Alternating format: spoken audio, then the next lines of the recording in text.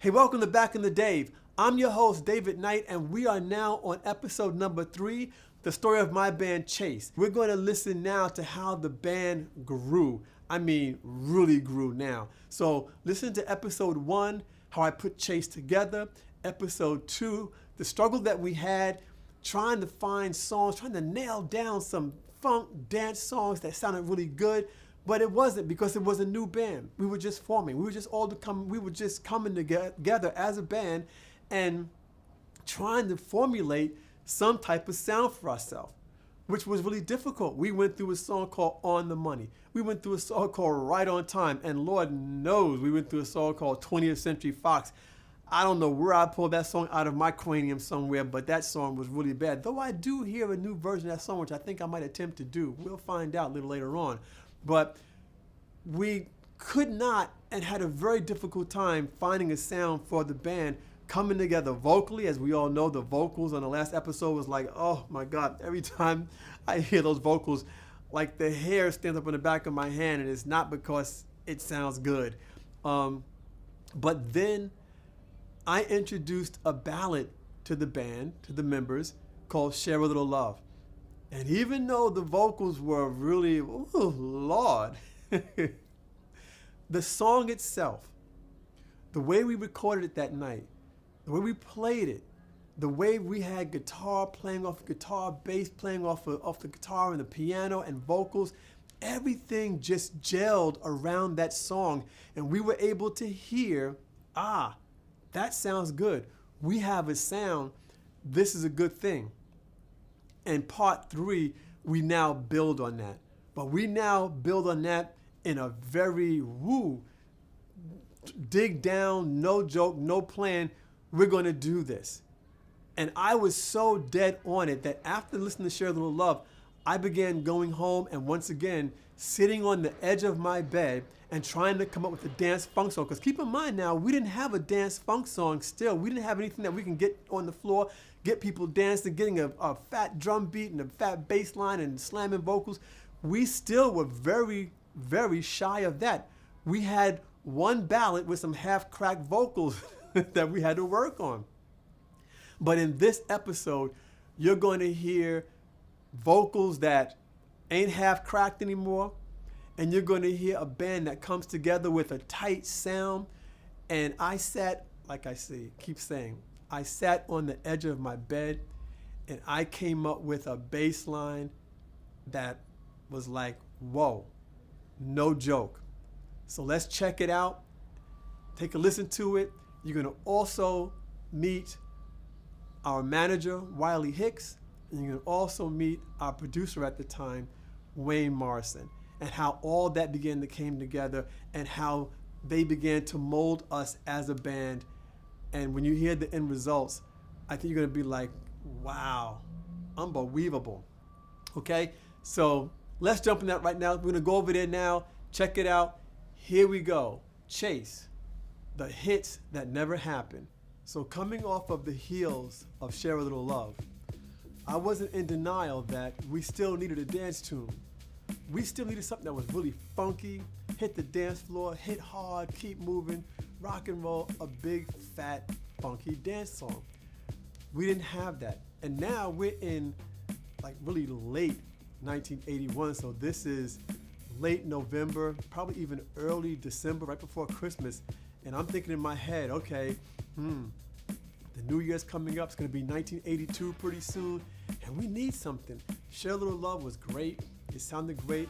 It gave us a sound, or at least it gave us a clue that our sound was good, that we could play together, we're cohesive, and we had some level of fluidity in our playing as a band, and that was awesome. But again, we still needed the dance song. So what did I do? I did what I always did. I do what I always do. I grabbed my bass. I went back home, went back to my bedroom, and I picked up my bass and sat on the edge of my bed like I always do and tried to come up with some type of bass line that I felt was funky, danceable, melodic, percussive, and rhythmic.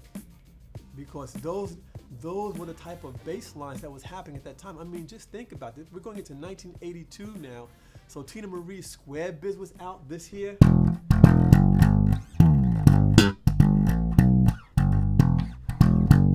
That was coming out. That was really hot at the time. So, you know, you had all these bass lines that were just really funky, danceable, and they stood alone on their own.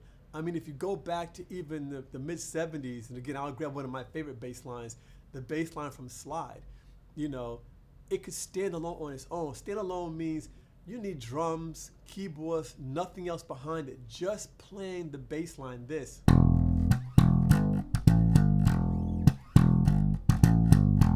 Just playing that alone by itself was funky and danceable enough. You can get down with that enough. So I wanted to create that type of bass sound, that type of bass line for Chace. I felt we needed it. So I'm sitting on the edge of my bed, and this is, and I'm going to condense this down because this was not a matter of, oh, I just went to my bedroom and I just sat on the edge of my bed and I played my bass guitar and voila, something came up. No, this was over time. This was a frustrating process for me. I sat on the edge of my bed and I said, okay, well, let me just play some stuff. So I'm just playing around.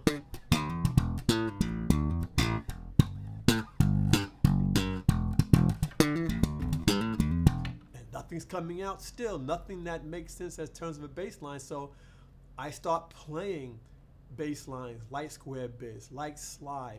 I begin playing those things because when I play those songs on my bass, and it just takes me back at that time, back in that era, I get excited and I start feeling something. I start feeling an energy inside of me that just feels like, okay, I can do this.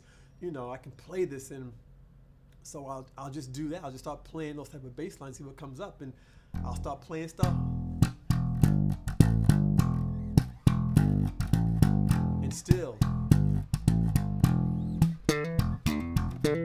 nothing comes up, nothing comes out. So I'm still noodling around on my guitar, you know. Nothing comes up. And one day I'm sitting there and I hit the note B, like in boy. And with an octave. And I'm playing with.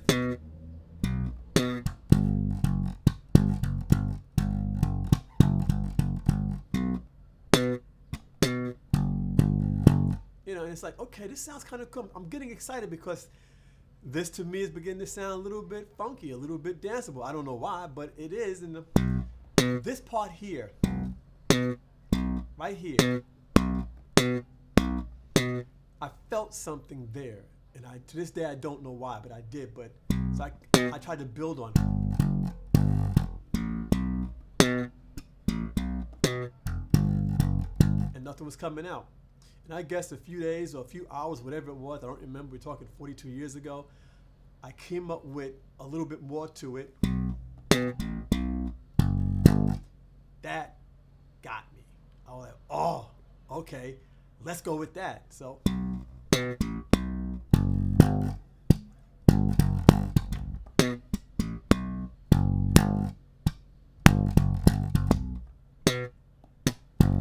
It's hard coming out.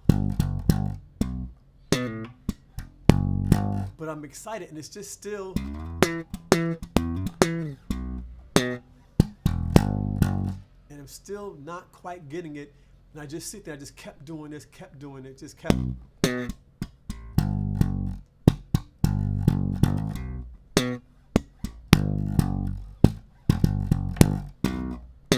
it's still just working with it.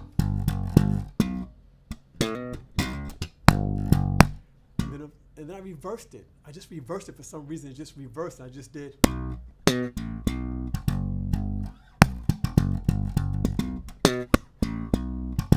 I was like, oh, this is a groove.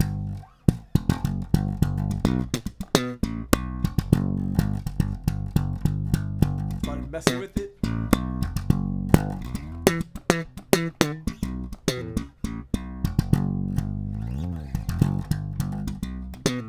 That was it. I had a funky bass line. I had a bass line that was melodic, that was percussive, that was rhythmic, that was funky as hell, and you could dance to it.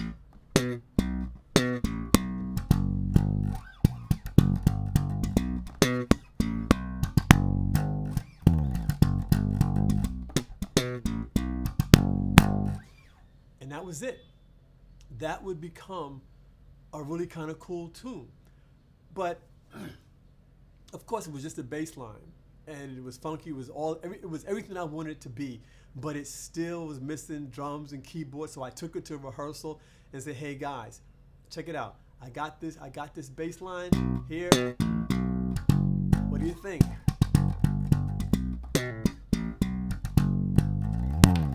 You know, they're like, "Huh, that's kind of cool, man. Let's go." So Randy got on drums. Everybody mounted up their instruments and stuff at rehearsal, and we began playing it. We all suited up, meaning we put our instruments on. I strapped on my bass. We're at the rehearsal. I brought them the groove, and the groove sounded good. They like it, but the song was seriously missing a lot of things. The groove was missing a lot. It was just a groove. That's all it was. There was no song title. There were no lyrics. There was no hook. There was no bridge. There was nothing except this. That was it, and that does not make a song, not at all. So one of the first things that we decided to come up with was a bridge. So we went through all these different ideas, and a bridge is just something to take it away from the main groove. And so we came up with all these ideas with the bridge, and nothing really seemed to work. We didn't like much of anything, and I really can't even play, because we went through so many. I can't even play on my bass right now what some of those other bridges we came up with were, because there were so many of them at that rehearsal that I don't even remember, and we just threw them away. But then I said, well, why don't we just do something really simple with it, something kind of drastic, but yet simple. And I thought about it. I said, what about just like something like this?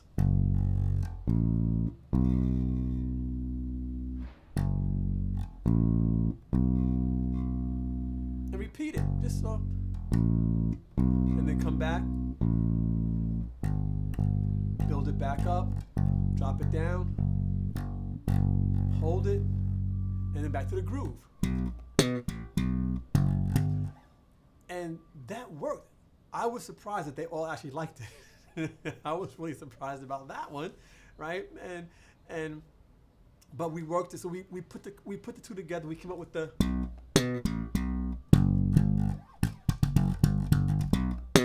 Right?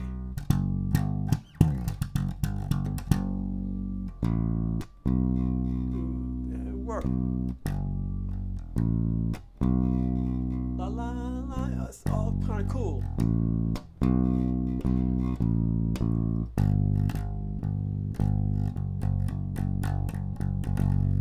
And that all worked, and that came together. So now we had a groove for the verses and a bridge, for the bridge, right? So for the turnaround in the song, to take it away from that groove, all right? 1, 2, 1, 2, 3.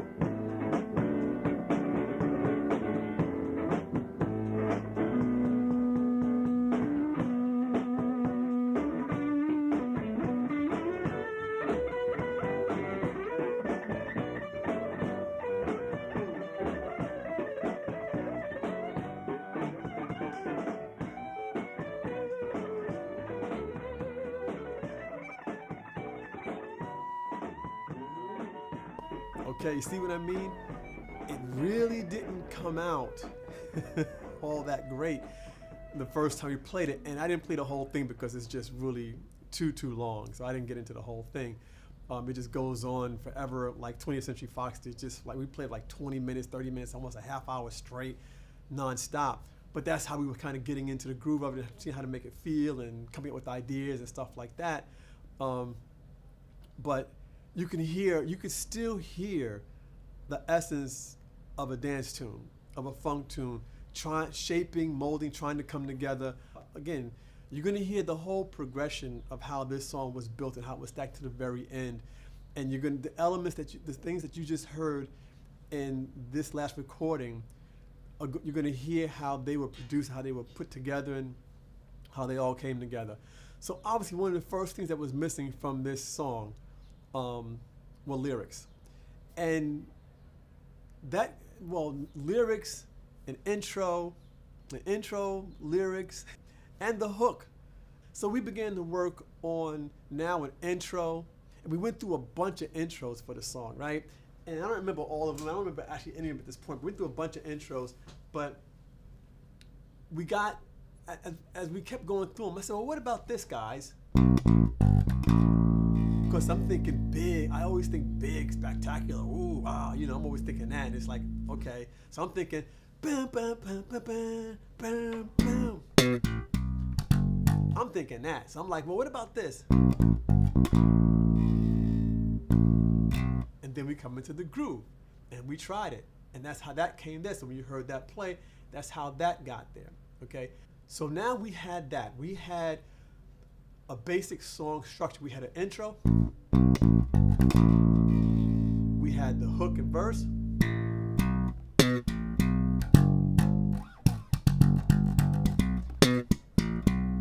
Then we had a bridge.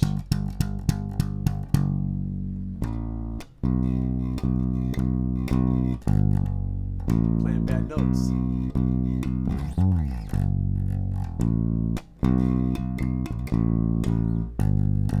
Right?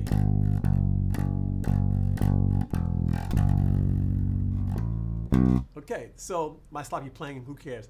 But we had a song structure right there. We had a song structure. Now we still did not have a hook for the song, and we still did not have lyrics for the song. And those things kind of came out very, very, in a very cool way, right? So me and both Randys, we were in the car. We were in Randy Gregory's car going. He had like a 1968, 1969 Mustang that he had hooked up and kind of souped up a little bit. And we would get his car and go someplace, right?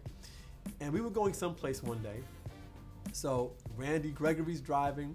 I'm in the passenger seat, and my cousin Randy's in the back seat. And we're talking about this groove. We're talking about this funk song that we got, because I guess we're all kind of feeling like, yo, this song can maybe do a little something for us, but we got to get it going along. So my cousin Randy gets in the back seat, and as we're driving along, I want to say we were in Manhattan, going someplace. And I know it has something to do with the band, but I don't remember, And we're going along. This is late 1981. And he goes, hey guys, I keep hearing this thing in my head for that groove you came up with, Dave. I'm like, really? He goes, yeah, because I had been trying to write lyrics, and I was coming up with nothing at the time. I mean, just nothing. He said, but I got something that I think could be a hook for the song, and maybe even a title. I was like, okay, well, what's that? And he's sitting with both arms like in the back seat of the car, and both arms over our seats, over our armrests in the car, and over our seats in the car. And he's in between both of us as we're driving along. And he's going, what you gonna do for me? Like singing like that. And I'm like, huh? Now, he's a guitarist. He's not a singer. But me, being the clown that I was back in those days, and the clown that I still am, I'm cracking on him. I'm like, yo, what are you singing, man? Dave, will you just listen for? I'm like, okay, I'm listening. What you gonna do for me? And I'm like, you say what you gonna do for me? Yeah. What you gonna do for me? What you gonna do for me? And I'm like, I don't know. And I'm saying at that time I was saying I don't know. Clearly because in late 1981, Chaka Khan came out with a song called What You Gonna Do For Me, which I'm sure all y'all know, which was a big hit. To this day, it's become a classic now. But at that time, it was just her release. It was just a new release for Chaka Khan, and that was it. But it's become this big phenomenal hit. Now everybody knows the whole thing, right? So my issue was, I wanted Chace to be original. I did not want to write a song that was the same title of another artist out there, especially Chaka Khan, because now that's almost like direct competition with Chaka Khan. And in my mind, I'm like, well, we're good, but we ain't there yet. You know, we can't compete on that level yet. Maybe that was me just shooting myself in the foot or whatever, but that's how I felt at the time. You know, it's like, yeah, we're not there yet, so I don't want to do a song like that. So Randy was like, you know what? You can't copy. It doesn't matter. Two songs can have the same title when it comes to a copyright, you know, because I was thinking of it that way too. Well, we can't use her title because that's her title, but you can't copyright titles of songs like that. Okay, so you can write your song and everybody and their mother can have a song by the name of What You're Gonna Do For Me. That's fine. So I was like, all right, well, let's do it, because what he came up with, I said, well, let's just try to see what we're gonna do, right? So we tried it, you know, and we had to begin writing lyrics around that. If we were gonna go with that title, that hook, that what you gonna do, that whole thing, we had to begin to write lyrics for it and incorporate in the bass line, you know. We had to begin to do that, right? So we decided to go with the title, What You Gonna Do For Me, and the hook that he had, what you gonna do for me, the way he did it. All right, we're gonna go with that. That's fine. By this time, this is now late December. I believe it was right after. I think it was actually right after Christmas, but before New Year. I believe it was in between that week. My cousin Randy had been living in Vermont years earlier, and he had an apartment up there. Like, why don't we go up to Vermont and just spend some time up there and building on this song, this track. Let's see what we can do. I think, all right, so fine. So let's do that. That ended up being a nightmare for me in other ways, which I'll get into in a few. So we go to Vermont. Tracy couldn't come because at that time she had just turned 17, a few months older, and Karen, her mom, her and I were dating at this time. There was no way in hell that Karen was going to let Tracy go to Vermont with me, Randy, and Vicky. It just wasn't going to happen. So she stayed home. Randy Gregory, I believe he had to work that week, so he stayed home. He didn't go. So myself, Randy, my cousin, and Vicky, we went. And we drove up, and we stayed in Vermont. I believe we were up there about a good 3, maybe 4 days. Now, here's a key. Before we left, what I did is I told my dad, I said, hey, Dad, you know, me, Randy, and Vicky, we're going up to Vermont. He has a place up there. We're going to spend a couple of days up there just playing music and writing songs and being creative and stuff like that. And I'll be back. Here's the phone number. Here's the address. Because remember, by this time, I was 19, so I was still under the thumb of parental guidance, for lack of a better word. And that's where I'm going to be. All right, Dave, no problem. Somewhere along the line, he didn't hear, Dad, I'm going to Randy's house up in Vermont. I'm going to be there a couple of days overnight. Here's the phone number. Here's the address. If you need anything, if it comes up, call me, let me know I'm coming back home. Somewhere along the line, my dad didn't hear any of that. I'm thinking he did. So I get in the car, I grab my bass, jump in the car, and we're off to Vermont, right? And we're going up. And we get there, and we start messing around with songs, and the first thing we do, we begin to really work out that hook that Randy came up with, that what you gonna do for me hook, right? So I take out my bass and my amplifier, and I just start playing it. And it's just me and Vicky. It's just Vicky and myself sitting on the floor in the living room with the television on kind of low in the back, and we're writing lyrics. And we're writing lyrics, and she comes up with, do you realize what I'm doing, what you're doing by picking her over me? And I come up, you sacrifice my love and I'm only responsible for me. What you gonna do for me? Dun, dun, what you gonna? We come up with that. Like, okay, what? So she does a harmony part. What you gonna do for me? That's actually my part. She does. What you gonna do for me? I do my part. What you gonna do for me? And we do these parts, and we start harmonizing that together a little bit. And I'm playing the bass line, and we come up with more lyrics. Got to tell you that I love you. If you really wanted me, just remember when I held you. What you gonna do when she leaves you? Yeah, obviously I can't play this song and sing at the same time because I didn't sing the song. So we come up with those lyrics. So her and I, we wrote those type of lyrics out, and we're editing them out and putting them all together and everything, right? And I was like, okay, we need lyrics now for the bridge. We need lyrics for this.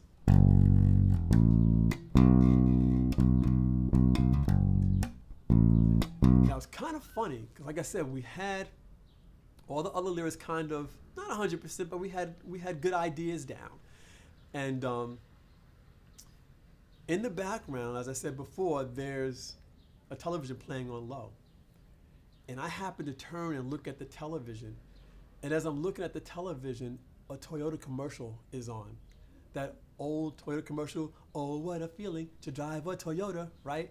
I was like, oh, what about that? What if we do, oh, what a feeling. Just that line right there. Just take the oh, what a feeling from that Toyota commercial and put it in the opening for the bridge. Oh, what a feeling. And that's where that came from, which you're going to hear. So we spent the time in Vermont, and we're up there still working out this groove on the song. He's working out everything on the song. Vic has a little keyboard there I had and plugged into my amplifier. And we're going at it, working on this song, working the song out. And out of the clear blue sky, the phone rings. Randy picks up, he goes, hey Dave, it's your dad. I was like, my dad? He's like, yeah. I'm like, okay. Hey Dad, what's up? Where the hell are you? I'm in Vermont. What the hell are you doing up there? Me, Randy, and Vicky up here working on songs and working on music and stuff. And you couldn't tell me that you were going to Vermont.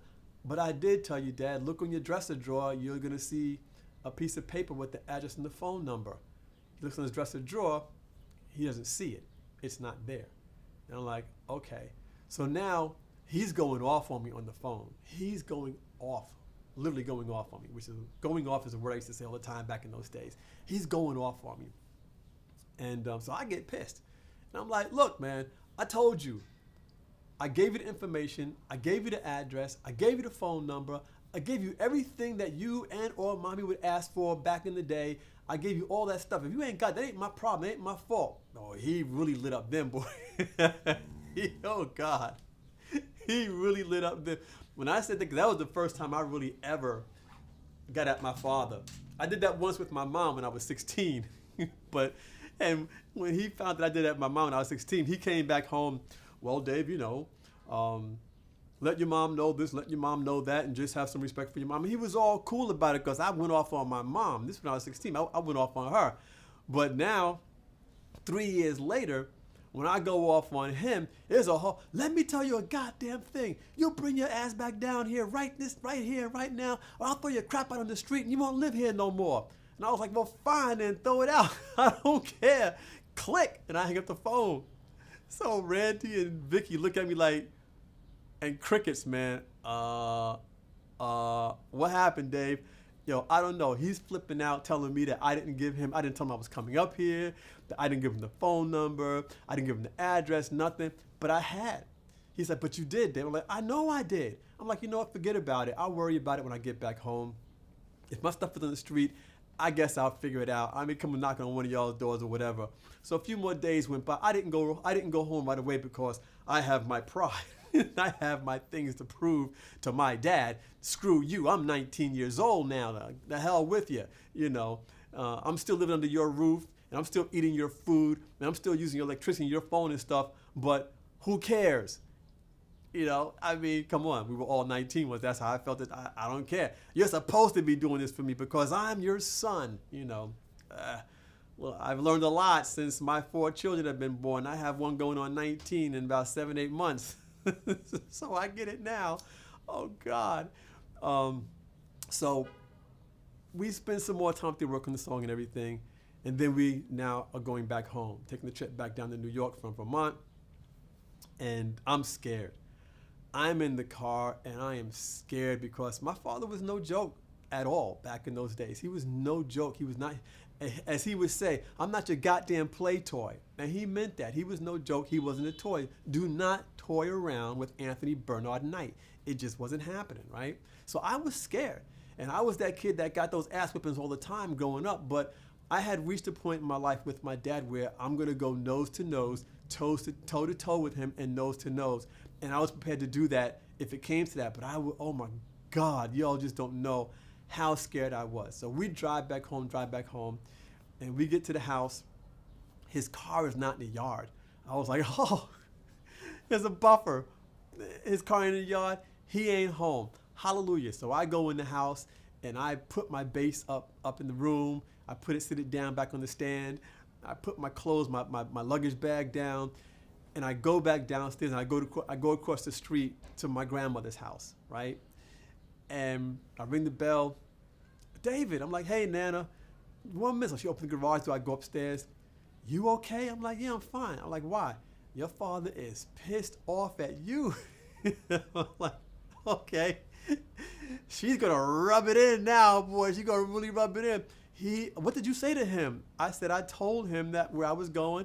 I gave him the phone number. Now my courage is going down a little bit now, okay? I gave him the phone number, Nana. I gave him the address. I told him where I was going, told him who I was going to be with. So I don't know what he's so mad about and blah, blah, blah. Well, he ain't home right now, but he stepped out. He's going to be back within the hour or so. So just, go on back over there and deal with it. I'm like, I guess so. So her and I talking about it more and more. And as we're talking about it, I'm looking out the window to see if he comes home yet. He ain't home yet, and we're still talking.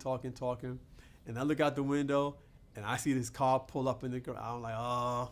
I'm like, he's home. She goes, he's home? I'm like, yeah, he's home. Well, you better go on over there. So I'm like, okay. So I wait until you get in the house. I'm not going to go over there while he's walking from the car into the house. Why? I don't know. So I wait a few minutes. And when he's in the house, I then go down, and I go across the street, and I go back home. And he's in his bedroom. And I walk in, I say, hey, Dad, what's up? What's up, Dave? I'm like, nothing.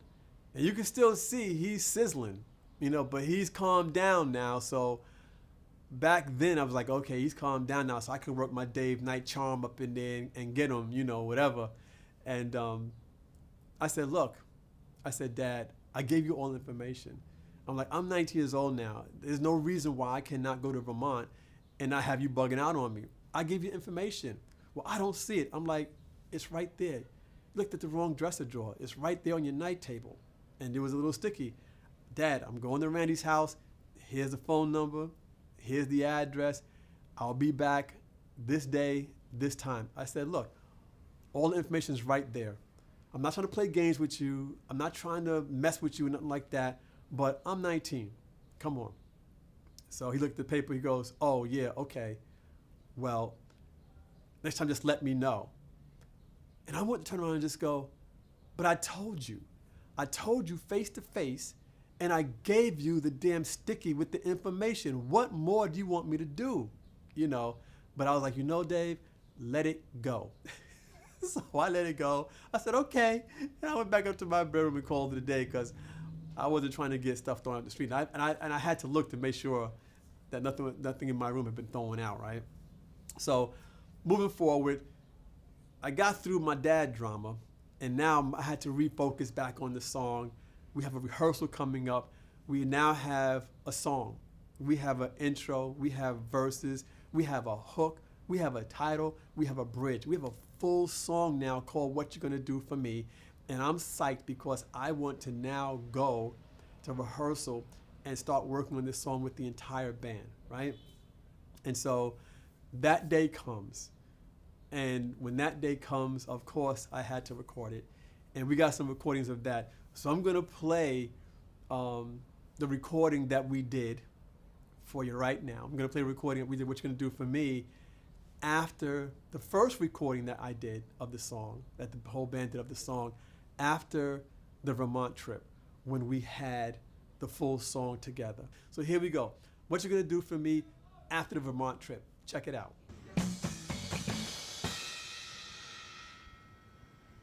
Cut. Chace is out of business. Shut up. 1, 2. Yes, on. 1, 2.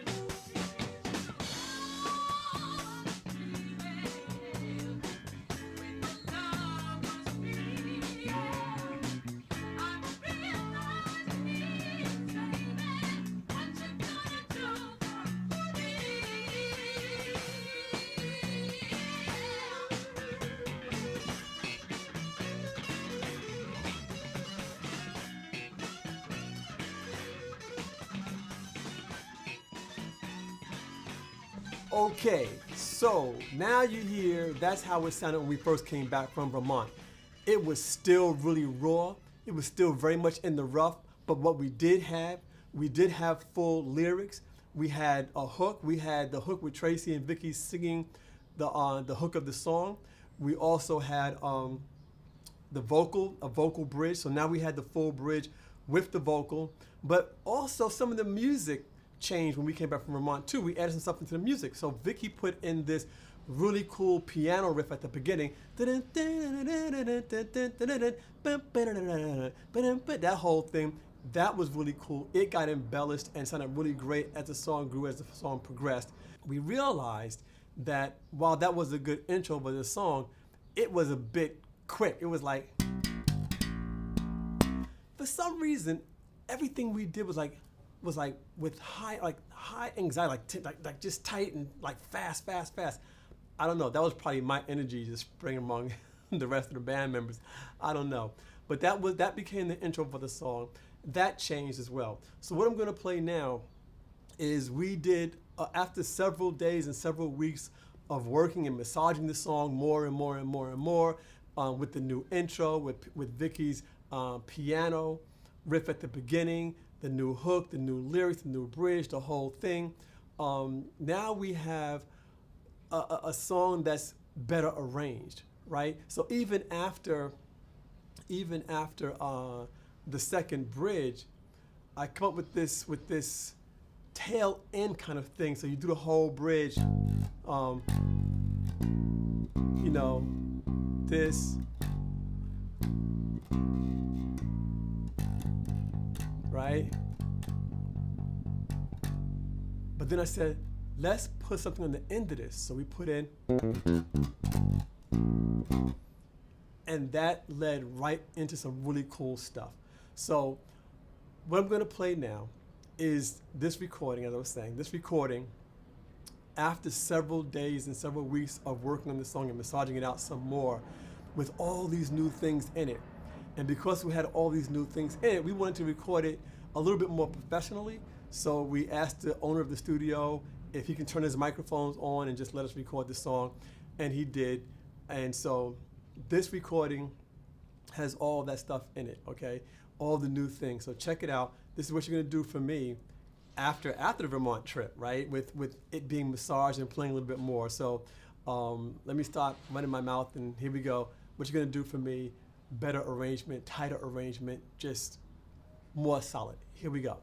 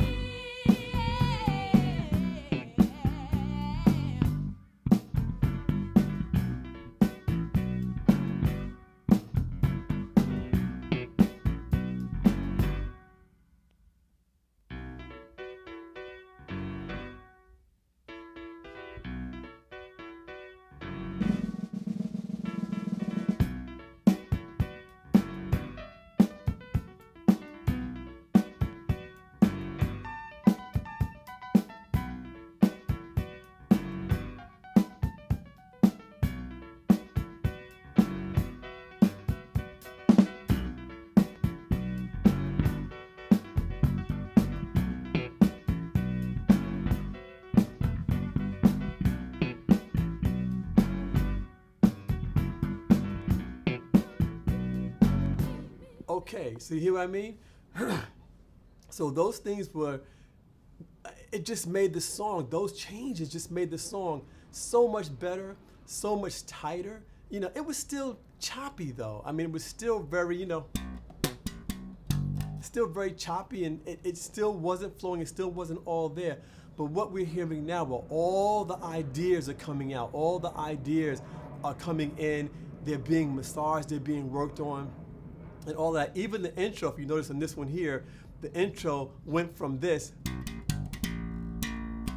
it went from that, the fast speedy one, to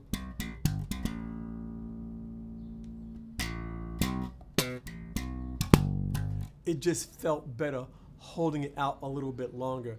And we're gonna circle back around to that intro because some very interesting things happen with it. Like the way I always heard that intro, I always heard it with horns following us with that. I always heard a big horn section following that.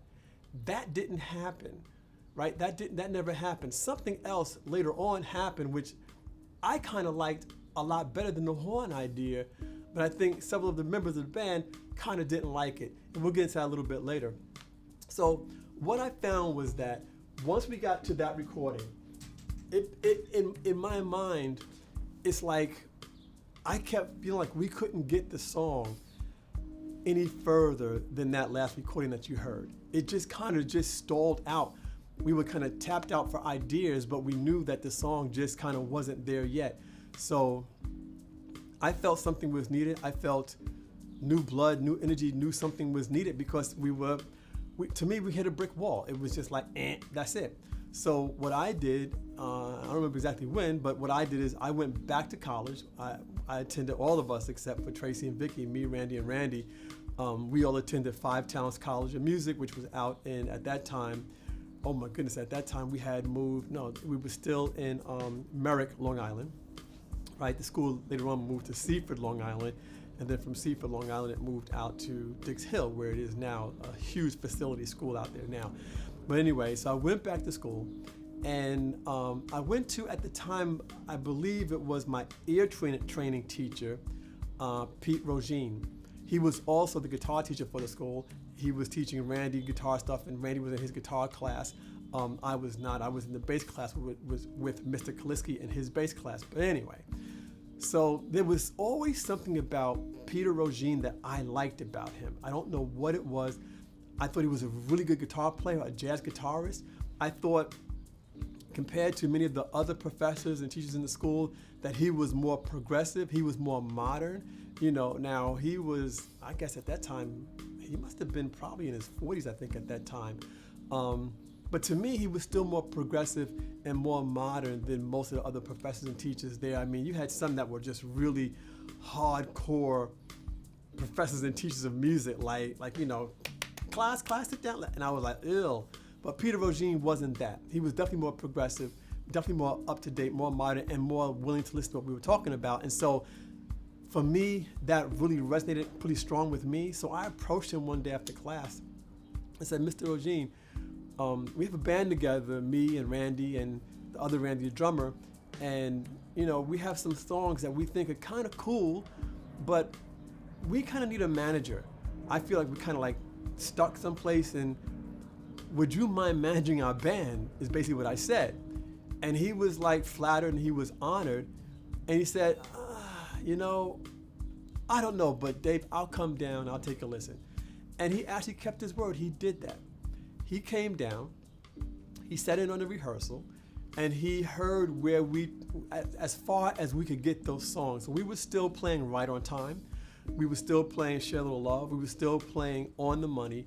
And of course, What You're Gonna Do for Me. Those were our 4 core songs. We felt that Share a Little Love, What You're Gonna Do for Me were the 2 strongest out of the 4, but we played all 4 songs for him that night. And he was very impressed. He said, wow, you guys are really good, you know.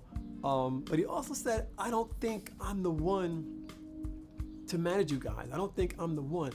But I do have someone in mind that I think may do some good with you guys and may want to come in and do it with you. And I was disappointed that he refused to, because I really had hopes that he was going to come in, manage us. he, like many of the other professors in the school, he had connections in the music industry, so I'm like, okay, he's gonna get us where we need to go. He has connections, and once we get our sound together with him, he's gonna be able to present our music and the band and Chace to, at this time the band still had no name, to people at record labels. So when he said, I don't think that's it for me, it's not my gig, he was just happy being a professor at the college. He didn't want to get involved, but he said, I got somebody else, and let's see if he would be interested. And so after several days, and I think maybe after a few weeks, I kind of remember me getting frustrated, like, yo, we gonna meet this dude, I don't remember very well, but I kind of remember that a little bit, He finally brought him down, and the guy's name was Wayne Morrison. Wayne Morrison looked like Michael McDonald. I kid you not.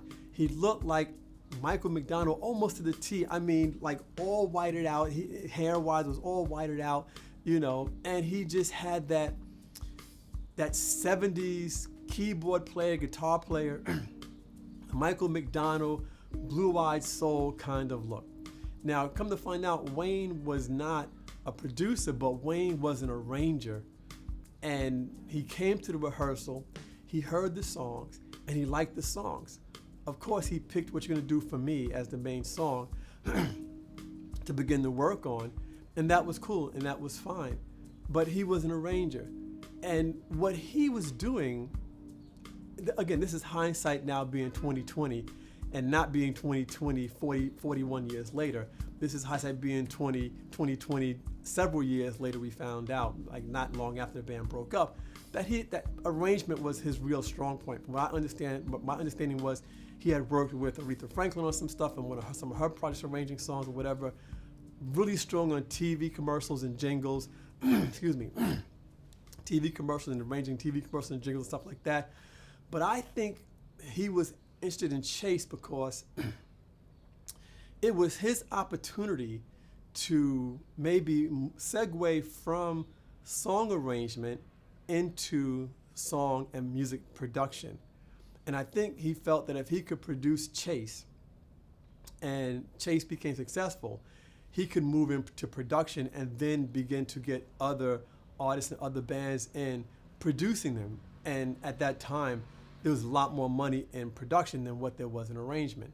I don't know what's happening now because the industry is so different from what it was back in those days. I don't know what's happening on that level now. And frankly, Scarlett, I don't give a damn.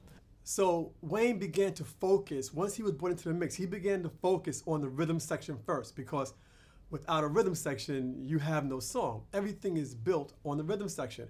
But even deeper than that, everything is really built on the drums and the bass, especially when you're doing funk, dance, and R&B. Those songs, well, any kind of music, I mean, it's just all, that's the foundation of music.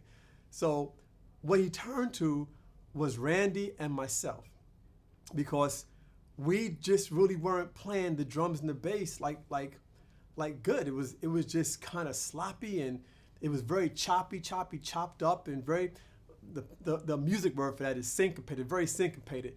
And it should be more of a flow, right? So what I'm gonna do, I'm giving you an example of how we kind of played it before Wayne, and then give you an example of what the changes, the very subtle changes he made in the drums initially, okay, that made me play my bass and Randy and his drums just tighter, and it was like two puzzle pieces. Like, it was so simple, but prior to Wayne, we never got it because we were just so young and so green and so wet behind the ears, like we never got it. So let me kind of get set up here and show you.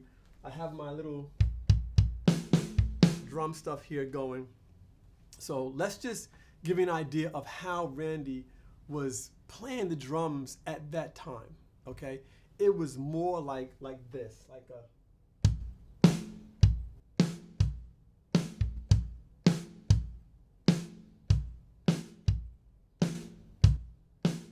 right? So that was kind of like a lot of air in that,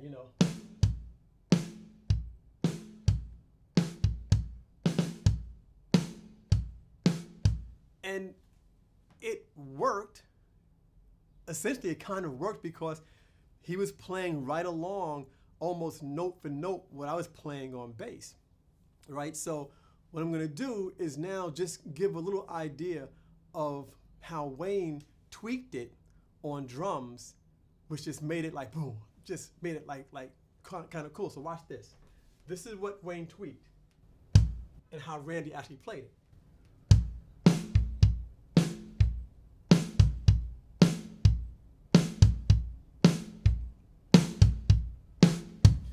Okay, so they sound so close and so similar, but I'll show you the difference. All right, so I'm gonna record a little bit of what Wayne did here. All right, so here we go, watch this. Record a little bit of this.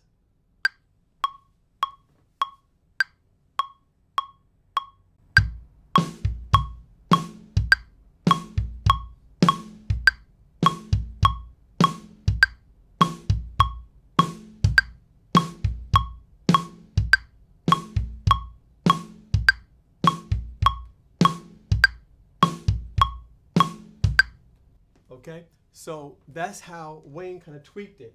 So now when you turn around and you now bring in my bass, okay, it takes on a whole different ball game. So now watch what happens here when I start playing my bass up against this.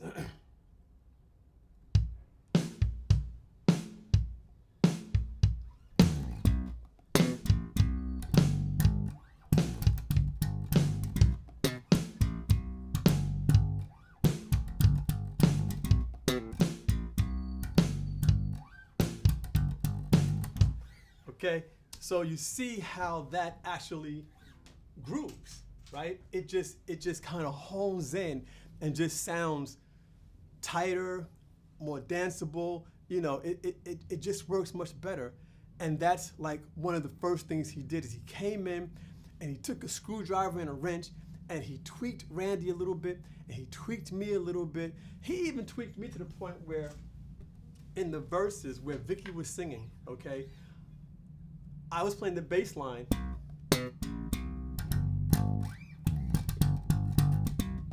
Right? But then one day he said, you know, Dave, there needs to be something a little bit more, like a little extra note in there during the verses while Vicky's singing the verses, right? And so we came up with this.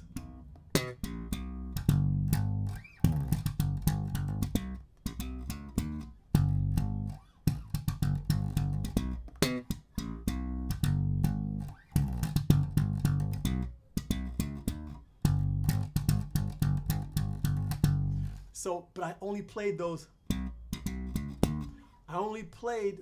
notes, those extra notes during the verses. When the hook came around, what you gonna do for me? I went straight back to the funk.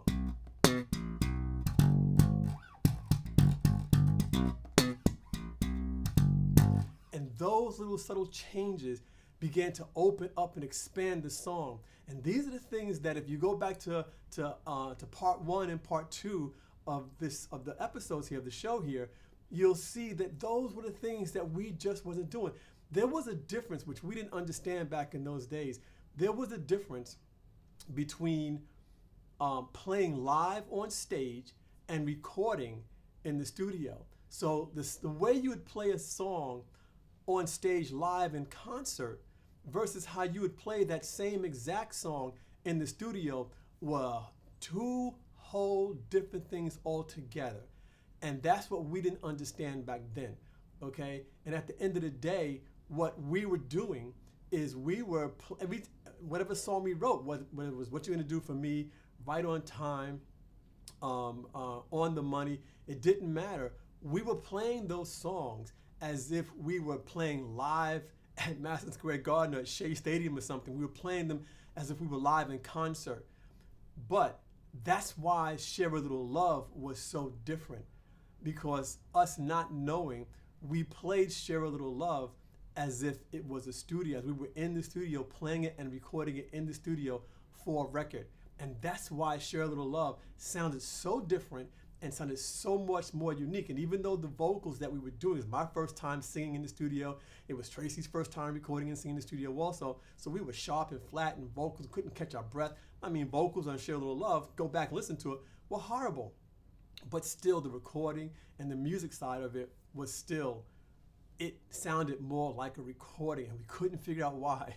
But when Wayne came in the mix, that was the reason why. So we were actually playing What You Gonna Do For Me as if we were playing it live in concert. I know damn well I was. We were just playing and jamming on it, and that was basically it. And that's not a recording. There's a big difference. So when Wayne came in and he took a little screwdriver and began to tweak us, okay? He began to tweak us for recordings and calm us down, simmer us down a little bit so we can focus on parts. Grab a part instead of just playing this all the time. Add in something else to show the difference, to differentiate between also a verse and the hook of the song. Okay, now it's the verses. Right? Now it's the hook. And those little things those subtle things made huge differences. And all of you who are listeners, who love listening to music, that's what you're hearing when people are recording music. You're hearing all those subtle differences, those arrangements, those little tweaks, those little itty bitty things that you don't know because you're listening to the whole big picture. But if we didn't put in those little itty bitty subtle things, you'd never know the difference. Well, you would hear a definite difference. It would sound more live and just playing all over the place, which is what we're doing. We were playing all over the place, right? So those were the differences in terms of what Wayne did and how he brought Randy on drums and myself on bass together to lock that groove in, to make that groove really tight and make it sound good. After he did that, he next turned to Randy on guitar. And Randy was playing very single string. We were all following each other. We were all following what I played on bass. And the bass line to What You're Gonna Do For Me is very syncopated. Very syncopated. So you had Randy playing drums, syncopated, following me on my bass. Randy on guitar, syncopated, playing single strings, following me on my bass. Vicky on keyboards, playing very syncopated, but also stopping and starting pretty much when I did as well. And that's how come the song, it was just sounded, that's why it sounded like that. Wayne, again, began to smooth it out. So he circled back around to Randy on guitar, said, no, don't do the single string thing. Block some chords. Just block out some chords. And so when Randy began to block out chords, when I added those extra notes in on the verses, when Randy began to just play the drums as a groove, as just a dance groove and a dance groove beat, okay? We played those things together. The song began to make sense. And we began to sound like a studio band, studio musicians playing professionally. It's like we all had chops. We all knew how to play. We were never virtuoso musicians. I couldn't sit there and play on my guitar for hours and stuff like Stanley Clarke and those guys and Victor Wooten and those guys. Nah, I'm just not that kind of bass player. Don't really aspire to be, you know. And Randy and Vicky, they weren't that way either. So what we were good musicians who knew our instruments very well. And when we began playing these songs, we were just jamming on them, and that was it. Again, Wayne took them, he began to shape, craft, and mold what we were doing, which is something that obviously Quincy Jones would do, working with Michael Jackson and other artists that he would do. He would begin to take all these musicians, begin to shape and craft and mold and massage until they got the songs to where they needed to be for a live professional production, right? Okay, so then he turned to Vicky. Okay, one of the things that Vicky was doing, that little riff in the beginning, she was doing, she's doing this whole big thing, and it sounds good on top of my bass. He said, okay, let's slow her down too, let's calm her down too, let's bring her in with David, Randy, and Randy, okay? Let's bring her in, hone her in a little bit, and let's take this riff, while this riff is really good, it doesn't need to be that fast, and let's break it up. So he said, just do half and half. And let's do a call and answer between the piano and the bass as the intro for the song. So once the song comes in, bass comes in and drums come in. We got the funk going, and then Vicky comes in.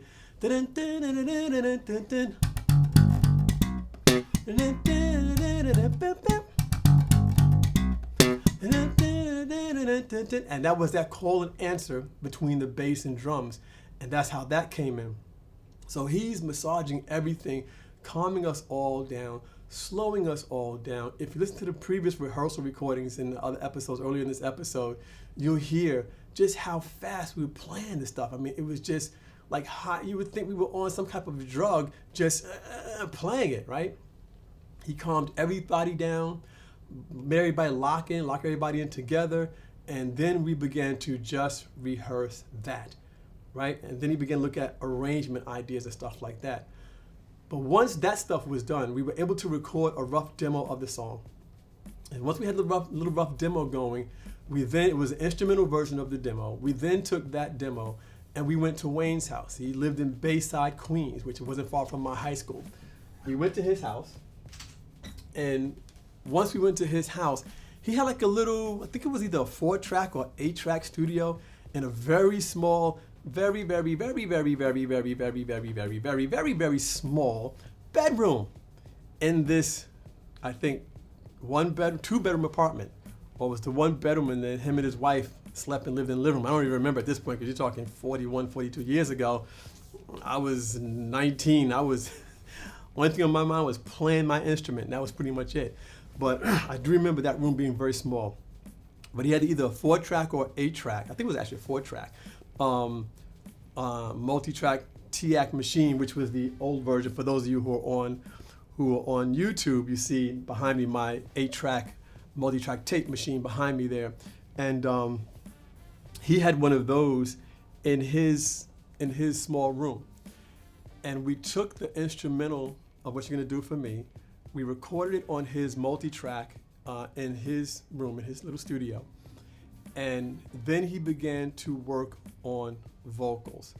Now, clearly, vocals were, in my opinion then, and I think even now, the weakest part of the band. I had been so-called singing maybe all of 6 months, trying to sing professionally. Had really never sung a lick before in my life other than in the family living room with the piano as I'm writing these songs, because I was writing a lot of these songs with the idea of that I'm not going to sing them, somebody else will be singing them because I'm not a singer, is how I felt about it, right? But vocals was the weakest part. Vicky was by far the strongest vocalist between me, her, and Tracy. Vicky was just a demon on the microphone. She was just a freaking demon. She just sang with an open voice, an open throat, an open heart, and it just came out. It was just like, oh my God. I mean, you're gonna hear all of this stuff. I mean, you heard it in some of the other stuff, but wow, she would just blow. She would just blow. And such an aggressive pianist and such an aggressive vocalist. And that just took charge, took lead of the band. Like once we got the rhythm section together, Vicky's vocals just took over the whole thing. And it was like, oh, listen to this. It was beautiful to me, right? So, but the flip side of it was background vocals. She was so used to being such an upfront lead vocalist that now reeling her in from that and making her more of a background vocalist along with me and Tracy, well, that proved to be a challenge. And Tracy and I, being weak vocalists and weak singers and really couldn't really sing that well back at that time, we had to now up our game, because we had to up our vocal game to match Vicky, but Vicky also had to come down, not to our level of singing, not to my Tracy level of singing, but now be a part of a vocal group and say, okay, I'm not singing leads right now. So she had to split her brain in half some way and say, okay, I'm singing lead now, I'm singing background vocals with Tracy and David now, I need to do this. And again, this is where Wayne came in with that screwdriver and began to tweak Vicky, began to tweak me, and began to tweak Tracy in his little home studio.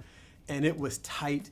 It was winter. It was hot. And this went on through the winter of '82 into the spring of '82, when it got hotter. And we were in there sweating for hours. And he's like, guys, you have to sing together. He gave us all our parts.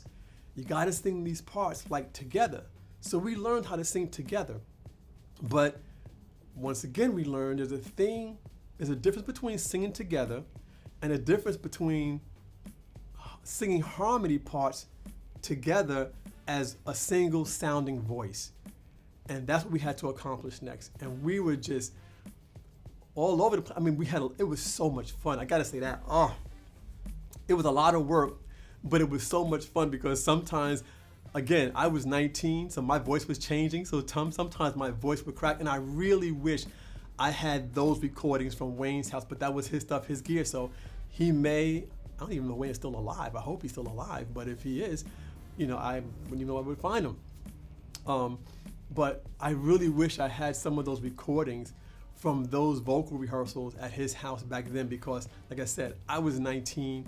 My voice was cracking all over the place, right? And it was changing because I was now coming into so-called adulthood at 19, going on 20. So I would start singing a part, what you gonna do? And you'd hear my voice crack, and Tracy was trying to get stuff. And we would just stop, right? Like if my voice cracked, we'd stop right in the middle and crack up laughing. It was so much fun, or we would get lost on who's singing what. So Wayne would say, okay, ready, 1, 2, 3. And I'd be singing this part, and Vicky'd be singing that part, and Trey. It was so much fun. So much fun. These were the early days. And when I was in that room, what was going through my mind at that time is I am now going through what the Jackson 5 and what the Commodores went through with Motown. This is artist development, Dave. You're in it now. And you're 19 years old, man, and you're in this now. And wow, and he's showing us what to do. He's teaching us what to do. To me, that was just so priceless back at that time. And I understood the value. But now, 40 some odd years later, I really, really understand the value of what I learned, because what I learned in that room and in those studios and during my Chace years, what I learned has carried me the rest of my music career in terms of how I approach vocalists, how I approach other singers, how I approach background vocals, how I approach arrangement, musicianship, all this type of stuff. I now put those things into how I write and produce music now, all of my career, and now some 41, 42 years later. But what we had to do was two things. One, and we're gonna have to forgive some of my language here, okay? Because again, Tracy was 17, she wasn't even 18 yet. I was 18 going on 19. Vicky was 3 years older than me, so she was like, this was 82, so she was 21. She wasn't even 21 yet, she was going on 21. And so our language at that time and that era, as most people, was a little rough. We had to learn two things. One thing we were doing that played back on the tape, because he would record us rehearsing, and he'd play it back so we could hear how we sounded. And one of the things that we were doing, that one of the ways which it sounded that wasn't cool was our vocals sounded kind of thin, because we were just medium framed people, right? But back in those days, you had people like Luther Vandross, who was a heavy brother, Aretha Franklin, who was a heavy sister, 2 Tons of Fun, who were 2 heavy-set women who could sing and blow. So you had all of these African-American male and female singers at that time who were heavy in stature, heavy in weight, but could blow and were just, as we all know, have now become legends. They weren't so much legends back then, they were just artists back then. Phenomenal artists at that time, but they are now, as we all know, legends, and they're all pretty much gone right now, right? But they could blow. And so I believe it was Tracy, we were trying to figure out how can we get our voices to sound fuller, to sound richer, because we were just singing thin type of thing. So she said, why don't we try singing like, what you gonna do for me? And it was like, so we call it like the fat girl theory, all right? Again, not the best language, but you're talking 1982, all right? And we called, so whenever we said the fat girl, we're not doing it the fat girl theory. Whenever we said the fat girl theory, we knew that we were not singing it rich, thick, husky, and deep. We would go from, what you gonna do for me? What you gonna do for me? To, we're not, gotta do fat girl theory. What you gonna do for me? And that took energy, that took air, that took pressure. It would wear you out. When you're singing, what you gonna do for me? As background vocals over and over and over again, that way, we had no endurance at that time. We had no endurance. We were getting tired. It was hot in that little last room that Wayne had. If you turn the air conditioning on, it still didn't do that great because it was a small air conditioning. It was 4 of us with like a 5,000 BTU AC in the room. And this, again, this is in the winter time, man. Oh, it was grueling, but fun. Oh my God. We would walk out that house at his apartment back in those days, and it was so hot in the apartment. We'd walk outside in the winter in like 15, 16 degree weather and freeze because walk out sweating, get in our cars and walk out sweating. It was crazy. But so we had to do what we call the fat girl theory, which made our voices sound heavier, fuller, and richer, which helped us to harmonize better and sound more together as a group vocally. And the other thing that we had to do was begin to listen to each other. And this was so important. And I used this technique because this was a Wayne thing as well. This was a Wayne Morrison thing. And well, as far as I knew back then, I'm sure I ain't the only one, especially now. But at that time, again, these were the early days. And what he says, like, guys, you got the parts. The parts are working. But the problem is that you're really not listening to each other. David, listen to Tracy and listen to Vicky and try to make your voice match theirs. Find that common sound between Tracy and Vicky's voice and put your voice right there where you sound like both of them, okay? And your tones are right there. Vicky, listen to David and Tracy and do the same thing. Match your voices with theirs. Try to find that common sound between David's voice and Tracy's voice and try to make that happen and make it sound more unison, make it sound more together, tighter. And Tracy, you listen to David and Vicky and do the same thing. It took a few times for us to really do that. But once we got it and we recorded it on top of the instrumental track of the song and played it back, we were amazed. We were like, oh my God, listen to us. We sound really, really good. This sounds really, really awesome. And then what he would do, which is something I do all the time now. I mean, if you listen to any of my songs that has background vocals, I learned this again from Wayne. This is a common recording technique that's been going on for decades before Wayne, but I didn't know about this. We recorded the vocals, the background vocals on one track, and then we would double them on a second track, and it would just sound so full. And this is on his little 4-track reel-to-reel TAC tape machine in his apartment. And it was sounding so full and so rich. We were like, wow. It was great. And all I could keep saying to myself, this is going to sound good. When we take this to a full blown out 24-track recording facility, recording studio, this is going to sound really, really good. How good it was going to sound, we had no idea until we did it and we played it back in the studio one day, and it was like, it blew our mind. So that's how Wayne began to tweak the band. I began to tweak the instruments with Randy on drums and Randy guitar, me playing my bass and Vicky on keyboards. And then he began to tweak the vocals, okay? And then after he worked with me, Vicky, and Tracy on the background vocals, okay? Well, we also had to come up with a new background vocal part for the background harmony part for the hook of the song. Oh, what a feeling, that whole thing. So we just said, let's just do ooh, ooh. But by this time, our harmony was so tight. We sounded so good harmony-wise. When we did ooh, it was just, we had the fat girl theory rocking. We were listening to each other. We were on top of it. I mean, all pistons in Vicky, me, and Tracy as a vocal group were just firing. All pistons were firing hot, and it was just killer. So once we had the background vocals done, his next step was to turn to Vicky and say, okay, it's time to do lead vocals. And then Vicky would go to his house by herself, and the both of them would just work on the lead vocals for the song. And what's the better ways for her to approach singing the lead vocals to the song? And when you began to bring together her lead vocals and what he taught her on her lead vocals and what we did and what he showed us on our background vocals, when that all came together, it was phenomenal at the end of the day. And then after he got with Vicky, he got with Randy on guitar one more time, and they got together at his house and then worked on more guitar parts and also a guitar solo for the song.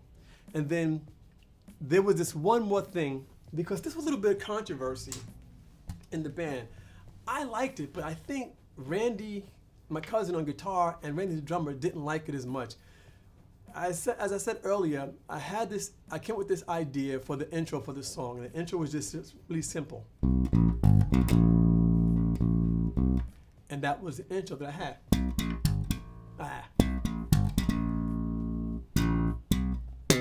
Right? And then we're into the song, right? I always heard that. Bum, bum, bum, bum, bum, bum, bum.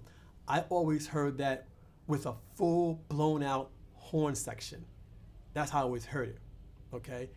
And the idea was to, in my mind at that time, was to bring in horn players at some point, maybe when we got the record deal and the record company, it was on the record company's bill, because all this was on our bill. We paid for all of this. Me, Randy, Tracy, and Vicky, we paid for all this stuff that we were doing at this time. But we wanted to put a horn section in at that point on this intro. But Wayne had this idea, and I don't remember if they went over it, if Wayne went over it at his house with Randy. I think it was on the fly in the studio. And what he did was he got his guitar and he followed us, right? And he overdubbed a lead guitar sound doing that, but in different harmony parts. Bam, bam, bam, bam, bam, right? And I think Randy, my cousin, and Randy, the drummer, I don't think they liked it very much. I think that they felt that Wayne just wanted to get put on the song. If I remember back, and I don't want to say anything wrong and misrepresent anybody, but I think that's what was happening at the time. And I think I felt that way to a point too. If I think that a little bit more, I think so. I think my biggest issue with it was at that time is that I kept hearing horns there. And even though the part that he actually came up with, and when I played the song, listen to it in the beginning, that when I played the song, the finished song for you guys, listen to that part, because I'm not really sure. But I, and it was Wayne playing those parts. Randy didn't play those parts. Wayne played those parts, and it sounded so different. I think that was the other side of it. It sounded so different than us playing. Had Randy played those parts, Wayne was trying to show Randy those parts. And I don't think Randy was kind of getting the concept that what Wayne had in his head. So Wayne said, let me show you. He got the guitar, and he actually did it just to show Randy. But that's actually what ended staying on the recording, Wayne doing it. And I think after all these years, I kind of like it. It kind of works. Though I would still love to hear the song with the horn parts. I continue to hear these horn parts in my head throughout the whole song. But we'll get to that later. So bringing Wayne, Pete Rogine, my music ear training teacher in college at that time, introducing us to Wayne Morrison, who came into the band as our producer and our arranger, was so pivotal in the song growing, was so pivotal in us growing, was so pivotal in our one little funk dance tune growing. It was priceless. It was really, really, really priceless. But while he was working with us on all of that, I was still saying to myself, we need another dance tune. We need another funk song. That kept playing in my head. Another dance tune, another funk song. And so we kept working and we kept massaging what you're gonna do for me in Wayne's studio. We kept going into the bigger studio and working out the parts and stuff in the bigger studio as well, and at rehearsals, and massaging that song until we got it to where it needed to go. And it began to sound just phenomenal. But I kept saying to myself, we're gonna be done what you're gonna do for me pretty soon. And we don't have anything else on the back shelf right now that we can pull out from the back shelf, another funk dance tune that can work. And what ended up happening was one day, my car broke down. No, I can't even say that. I didn't even have a car by this time. I still wasn't driving. So I used to rely on public transportation back at this time in this part of 82. And I would rely on Randy, the drummer. I could walk to his house in about 5 minutes. That's how close he lived to me. And he would pick me up sometimes, and we go to school together in his car. Or sometimes my cousin would come out from Queens on his way out to school, and he'd swing by and he'd pick me up. Well, one morning when he swung by to pick me up, he was playing some new music in the car. And I was like, hey, what's up? He's like, nothing, man. Let's go. Let's hit school. I'm like, all right, let's do this. And he's playing this Rick James song in the car that had just come out. And I'm like, yo, this is interesting. What is this? He's like, a new Rick James tune. I'm like, oh, okay. I'm listening to it. Like, what's the name of it? He goes, it's called Throwing Down. I was like, oh man, I like that title. I didn't like the song too much. I really wasn't a real big fat Rick James fan. After You and I, his first release in 1978, that pretty much did it for me and Rick James. I really wasn't into all the other stuff, Super Freak and stuff like that. They were nice jams, but they didn't hit me the same way as You and I, because You and I was just funky. And that's just me. Those who know me, it's all about the funk. You and I was funky. Brick House, funky. Slide from the Slavers, funky. The Gap Band, funky. I like the funk. And to me, Super Freak was funky, but it wasn't kind of funky at the same time, even though it was funky. I can't explain it, but y'all know what I mean, I hope. If you don't, I sigh. But I love the title of that song, Throwing Down. And I said to Randy, I said, now, let me rewind a little bit here, because back then, whenever my dad, my mom, one of my siblings or a friend or a band member say to me, hey Dave, what's going on? Oh, yo, I'm just going off, man. This is good. We going off. We're gonna do this, all right? Yo, let's get to the studio and let's go off. This is gonna be good. That phrase, going off, and also another phrase which used to make my father laugh. I would say, no puzzle. Hey Dave, can you do blah blah blah for me? Yeah, Dad, no puzzle, no puzzle. Everything back in those days was no puzzle for me. It was either no puzzle or yeah, we going off doing this and gonna have a good time. So when Randy said the title of the song was Throwing Down, I said, I need to write a song called Going Off, because I say that all the time. And he just kind of laughed and smirked, young kid, because he's a year older than me. So, he was much more mature than I was. Randy was way more mature back in those days than what I was. I mean, he just was. He just had it going on that level. And I was this, you would think that I was at least 10 years younger than my cousin Randy because I was this little kid at 19, bipping and bopping all over the damn place. Okay, let's play my bass. That was me, And so when I said I'm gonna write a song called Going Off, he kind of looked at me and smirked and pulled off. And it was kind of fun. But as fun as it was, as much as he may have little laughed and smirked at me and said, "Psh, got it, kid," like that, I wrote a goddamn song called Going Off. I wrote it. I went home later on that day, picked up my bass, and do what I always do. Pick up my bass, sit on the edge of my bed, and start working it out. Start trying to work out what I'm gonna play here, right? And so, as of that day, that's what I began to do. I began to sit on my bed and work on another song, another funk song that would be a compliment to what you're gonna do for me, right? And I can say these things now. I wasn't saying these things back then because I couldn't articulate this stuff back then. I'm just writing. I'm just coming up with grooves, and that's it. That's all that mattered. So the next thing was to sit down and come up with a new groove and call it, name it, Going Off. I was on a mission.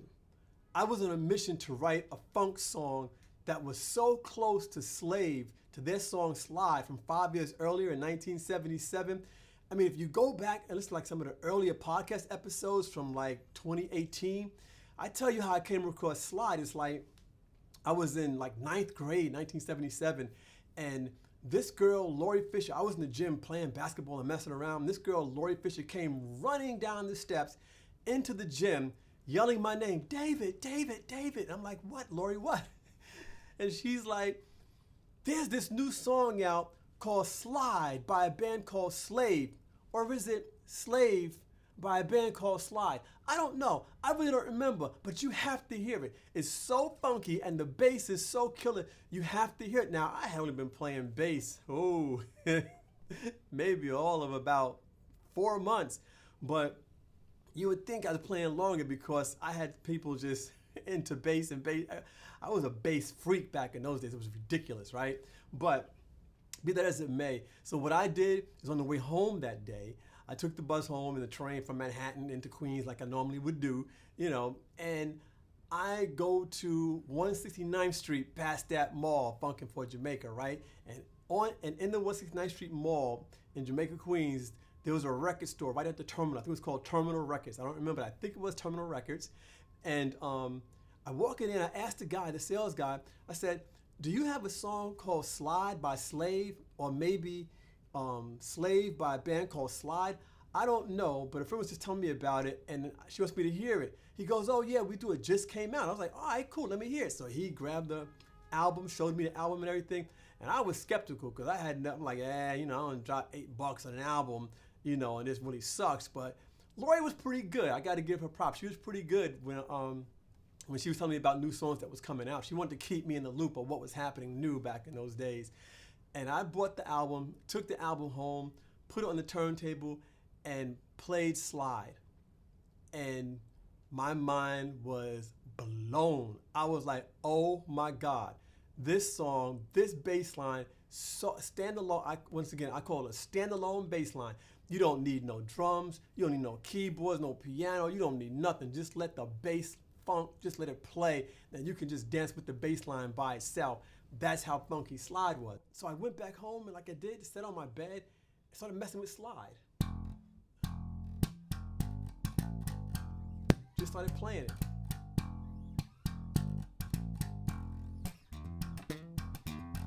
Right?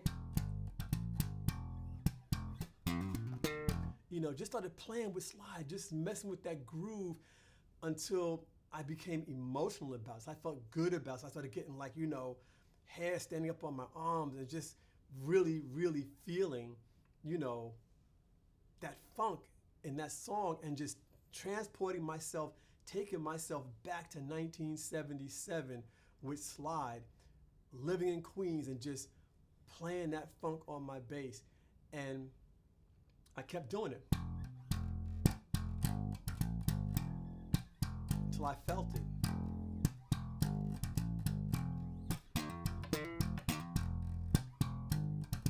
Just kept playing it until finally something else came out. And what else came out was this. Hang on.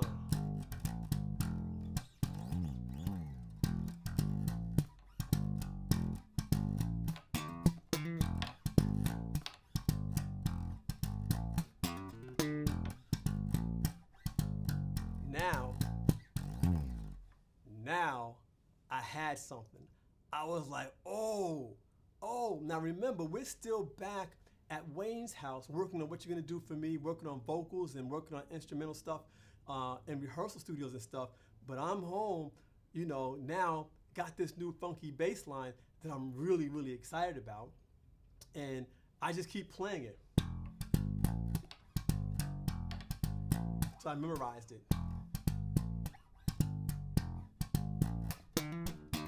Right? So let me just segue out of here for a minute, right? Because there's more behind this. But what I do have, once I got that groove down pat, what I call the going off groove back then, once I got that groove down pat, I took out a ye old cassette player and recorded it. And believe it or not, I have that first initial recording. Here it goes.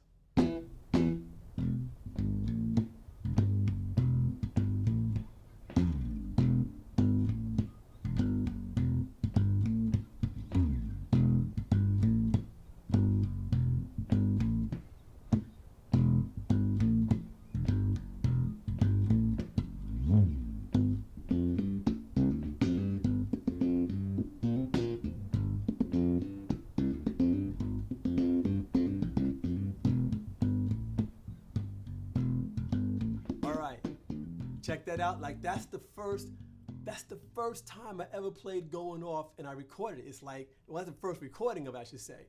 And I took that recording, that bass recording, that bass line, and it's kind of funny, all the other things that you're hearing, right, that I had for the bridge. that didn't end up being the bridge for the song, because what happened, I brought the song to rehearsal. We're going to get into that a little bit in a few minutes as well. But prior to when I brought the song to rehearsal, I had these bridges, nothing really ever worked. So Randy, my cousin, and I, we got together at my home in my bedroom. It's like a lot of things took place in my bedroom. And he brought his guitar over and plugged in the guitar, I plugged in my bass, and we just riffed off of, off the groove. We just riffed off of that bass and guitar. I don't know why I didn't record that stuff. I have no idea, but I didn't. We riffed off of that with piano and bass, with guitar and bass, and we still needed a bridge for him. Like, Randy, I don't have a bridge.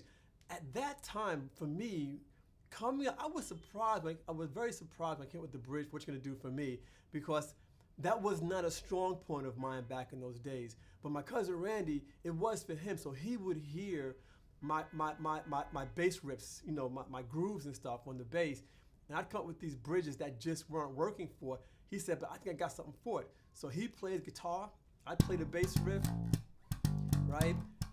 And then he would say, okay, now stop. And I would stop playing my bass, and he would come in with his guitar and play some chords with a nice strum, nice rhythm thing. I was like, oh, that's kind of hot. And what he ended up playing, I can't play guitar. But what he actually ended up playing, I played this underneath it. All right, hang on. 1, 2, 3, and.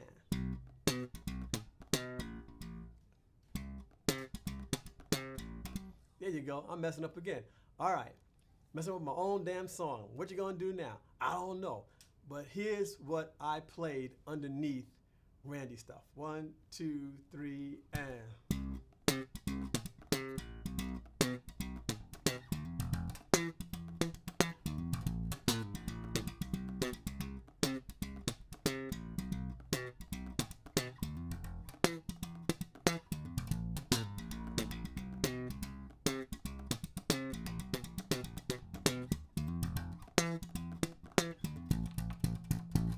All right, and he had his whole guitar strum on top of that. So now we had, again, a full song. We had the groove, and we had the bridge. So with those two things, I could now proceed to begin to write lyrics around. So I began writing lyrics and stuff like that. All I knew is I wanted the song to go going off.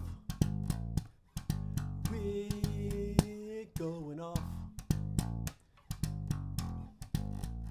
Going off. We're going off. I wanted that because to me, I wanted it to be a funk dance party thing, right? And if the whole band if we're all chanting, going off, we're going off, that's gonna get people up on the floor and dancing. At least that was my thought at that time at 1982, right? And so with that, I said, okay, let's go a little further now. So I call up Vicky. She comes over, once again, in my bedroom, just her pencil and paper, me pencil and paper, and my bass. And we're writing lyrics. We're putting lyrics down, writing down lyrics. She comes up with this, it's kind of funny because now this is 1982. So rap, hip hop, back then it was called rap, was becoming more and more off the charts, right? Two things happened. Rap was becoming more and more off the charts, and Tina Marie had also just released her big song, Square Biz, at the same time. And we were big Tina Marie fans as well. But there was a few ideas that was inspired, that hip hop, rap at that time, and Tina Marie inspired me and Vicky to put into Going Off. One was a rap. So Vicky actually wrote a rap for Going Off because we're like, well, why can't we put a rap in this song? Because that hadn't been done at that time on the radio in 1982. Tina Marie was just beginning to putting out Square Biz, so she had like her little rap in Square Biz, so what was happening there, and we said, well, let's do a very similar thing. Let's put a rap thing into Going Off. So Vicky wrote a rap for Going Off. Then her and I sat down and we wrote lyrics for Going Off. But we wanted to do a little bit different. We wanted Vicky to have a verse vocally, me to have a verse vocally, and Tracy to have a verse vocally as well. And so we did that. The other thing was that with hip hop, we began rehearsing it, and I began hearing these DJs like repeat something, and when they would do something like that at a party, and I want the same thing to happen. So in going up, I wanted us to repeat this, which we did. And these things began to, so those elements of rap, early rap, Tina Marie inspiring us, early hip hop breaks in there, and then of course slide, and then I also have elements of chic in my head. So all these kind of things was molding going off, right? But what I'm gonna play for you right now is Vicky. I did not record Randy and myself in the bedroom playing bass and guitar for this song, but I did record me and Vicky working out lyrics and working out the rap part of the song, me playing bass and Vicky working out the rap part and instrumental parts and improv and stuff like that. You're gonna hear me mess up on my bass in this, but I don't care. But listen to this. This is like June, I think, of 1982. In my bedroom, just me and Vicky, bass, vocal, pen and paper, right? And check it out. Here we go.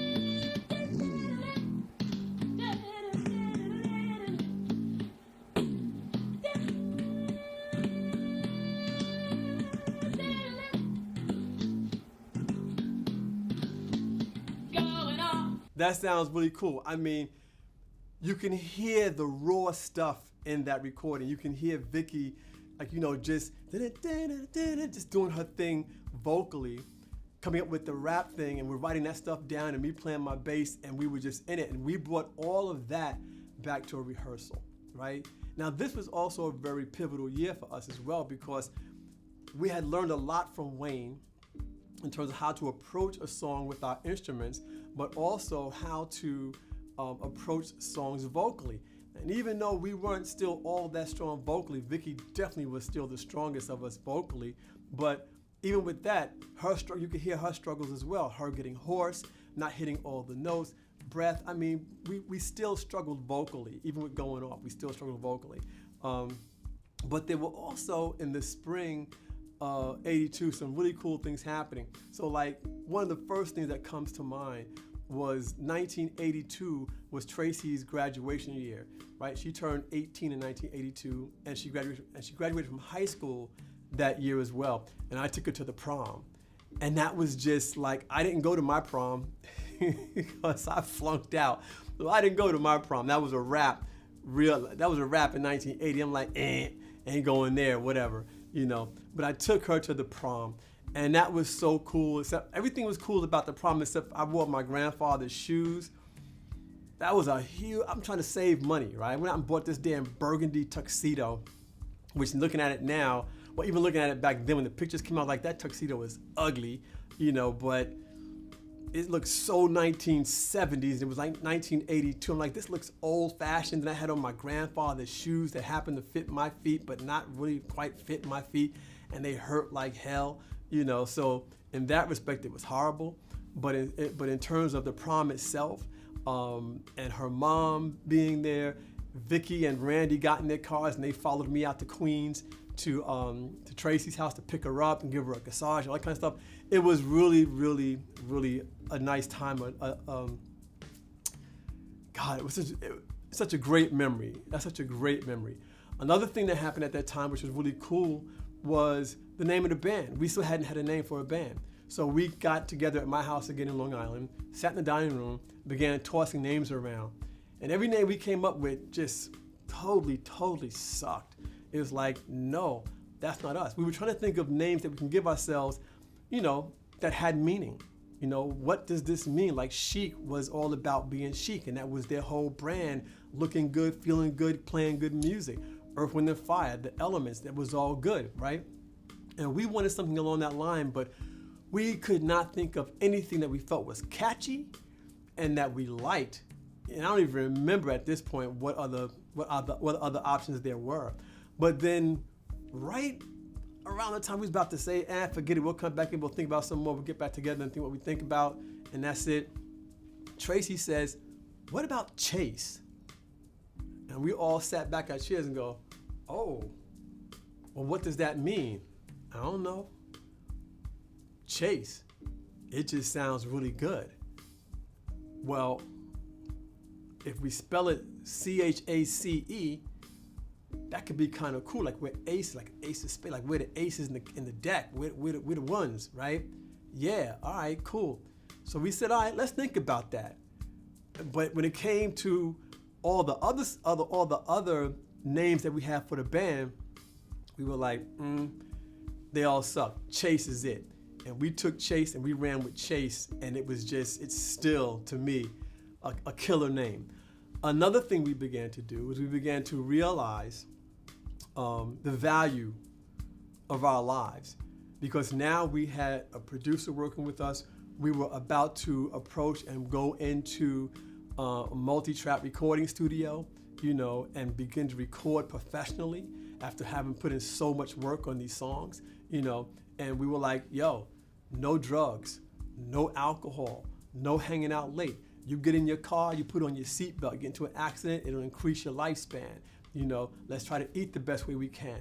You know, we really began to hone in on those things for ourselves as well, because we wanted this to happen. We all saw this dream, and with these songs, especially with these two songs, Going Off, What You're Gonna Do For Me, you know, we were like, okay, this could be kind of cool. And so we began looking at things from that perspective, all right? So let's rewind for a minute, and what I want to do is I'm going to play one of the first recordings of Going Off, probably the second one of Going Off. Now, what is really interesting, if you listen to this, if you go back to the first episode and the second episode and listen to the recordings of Right on Time, the first recordings of Right on Time, What You're Gonna Do For Me, and those songs, listen to those first recordings of those songs, and listen to the first recording of Going Off. You can hear now how Wayne's work with us was really getting in, because now it just sounded better. And this is the same rehearsal studio that we were using, because Randy, my cousin, Vicky, and Wayne, they all lived in Queens. And Tracy did live, and she lived in Queens as well. The only ones in Long Island was me and Randy Gregory. So we said, let's go to Queens and we'll rehearse there. That's where most of the members are. Let's go to Queens. So we kept using the studio that was called Monkey Hill. And so Going Off, the first recording of Going Off was at Monkey Hill. And I want to play that for you because it's so raw, but it's so much better than the first recordings of all the previous songs, especially of What You're Gonna Do For Me. You can just hear it. Vocals, while not good, much better, you know, playing together, playing tighter, not good, but again, it's a song coming together, but it's starting on a higher level, where the other songs, What You're Gonna Do For Me and all the other songs, they were starting like really rock bottom down here, because where we were musicianship wise and where we was as a band and a sound wasn't there.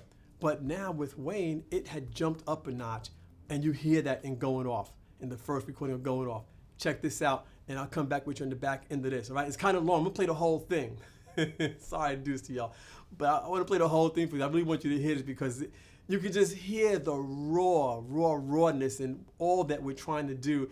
And if you're able to listen to what's going on the bass, you can definitely hear me still trying to keep those elements of Slave in this song. And also, we opened it up with piano because Vicky was doing this nasty, funky piano thing, and that's how this opens up. It was just, I heard her playing this on the piano. I was like, yo, why don't we open the song with that, right? So we opened the song with this funky piano thing, but it just messed everything up. It dragged the tempo down a hell of a whole lot, and we're singing like really, go, it's just really bad. But that funk thing, to this day, I still wish there was something we could have done with this funk piano groove, because when she played that funk piano groove, and I had my bass in there, and Randy was just hammering away on the drums, and the other Randy was just plucking his guitar, it was like, oh man. And we brought these strings. You're gonna hear, I'm just telling the site, I'm telling some stuff now, right? But you're gonna hear this string, like Vicky had the string machine going on, the string synthesizer going on, but she could not play that piano funk line, and this is in the middle of the song, so listen out for it. It's in the middle of the song when you hear those strings. She could not play that piano funk line and play those strings. I want her to play some real dissonant type funk, like Parliament type strings, and she couldn't play the strings and the piano at the same time, right? So she grabbed Tracy, when this comes in, I'm gonna be playing this line here, and you hit those strings. You hit that synthesizer and play those strings. So she began playing that. Then when the funk thing ended, she jumped back on it. We were doing we wasn't doing anything that any other bands out there known or famous, but for us, it was like, we're gonna be bad. That's how we felt at this time, because there was so much going on. There was so much excitement within us and within the band and stuff, and there was so much promise for the band that we just was off the wall. But anyway, let me stop running my mouth, and let's play the first version of Going Off after me, Randy, and Vicky wrote the song. You ready? Here we go. Going Off.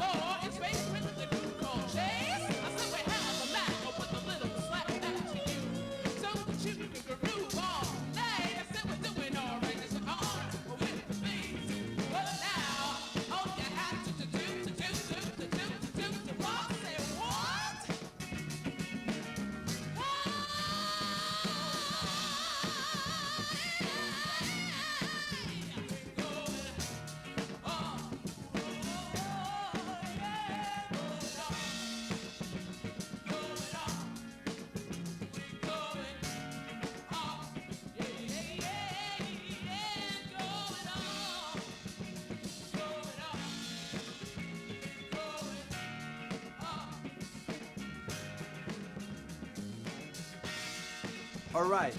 So raw, right? Like mad, crazy, dumb, dope, raw, but badass. I mean, just like, it's just whipping it. I hear that and my arms still stand because it's just funky. It's just the groove, man. That funk between my bass and Vicky's piano line, that funk was just right there. You just heard it. It would just creep in on you.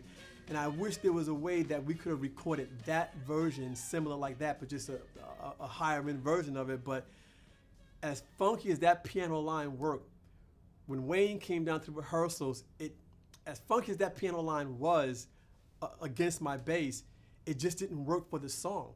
Now, by all means, by everything, when it came to a live concert, we would have put that in. We would have stopped the jam or whatever and just let Vicky wail away on that, and I'd bring in the bass and just go for it, because you can't deny that funk piano, that funk bass together. It was just there, right? So that's how I feel about that. Another fun side of this was kind of interesting, because when we used to rehearse, Wayne, we'd be standing here and Wayne would be in front of us, right? And Wayne smoked the pipe. And he would quite often light up his pipe while we were rehearsing in the studio, you know? We didn't like it too much because we had this rule: no smoking, no weed, no drugs, eat healthy, put on your seatbelt, we value our lives, you know? But we couldn't really tell him, nah, man, don't smoke that shit in here, you know? But we were like, nah, go ahead. But it was funny. He would take his pipe, and while we're playing, he would take the pipe, take tobacco, put it in the pipe, press it down, reach in his pocket, take out a match, strike the match, go to light the pipe, and then wave his hands in front of his face to move the smoke from the cigarette, from the match in front of his face. The way he did it was kind of weird, because every time he did it, we stopped playing, because we thought he was telling us to stop. Let's correct something. So we stopped playing, and he would go, "What's the matter, guys? You told us to stop." "No, I didn't." "Yeah, but you did." "No, I didn't. I was just waving the smoke from my match away from me." "Oh, so we got a good laugh at it. Okay." Start it off again. So Randy on drums starts it off again. 1, 2, 3. We start playing Going Off again. And he still hadn't got his pipe lit yet. So he strikes another match, puts it on top of the pipe, and waves his hand again. And we stop again. Because, damn, every time he did it, it looked like he was telling us to stop playing. So we stopped again. And he goes, "What's the matter, guys?" We're like, "You said stop." No, just lighting my pipe again." "Oh, okay." So Randy once again on drums, click with the sticks again, counts off, we start playing again. He goes to light the pipe again, and the crap happened again. We're like, okay. We have to play through. So from now on, dude, whether you wave your hand or not, we playing through it. So he starts laughing. You kind of had to be there, but it was kind of funny, right? It was one of those kind of funny things. So now we have What You Gonna Do For Me and Going Off locked and loaded. We are spending the summer of 1982 just drilling down and rehearsing those songs. We went to Wayne's house again to work on the harmony parts and the background vocals and the lead vocals for Going Off, because now Tracy and I, along with Vicky, had lead parts in that song, because that's how Vicky and I wrote it. You know, we had lead parts in the song.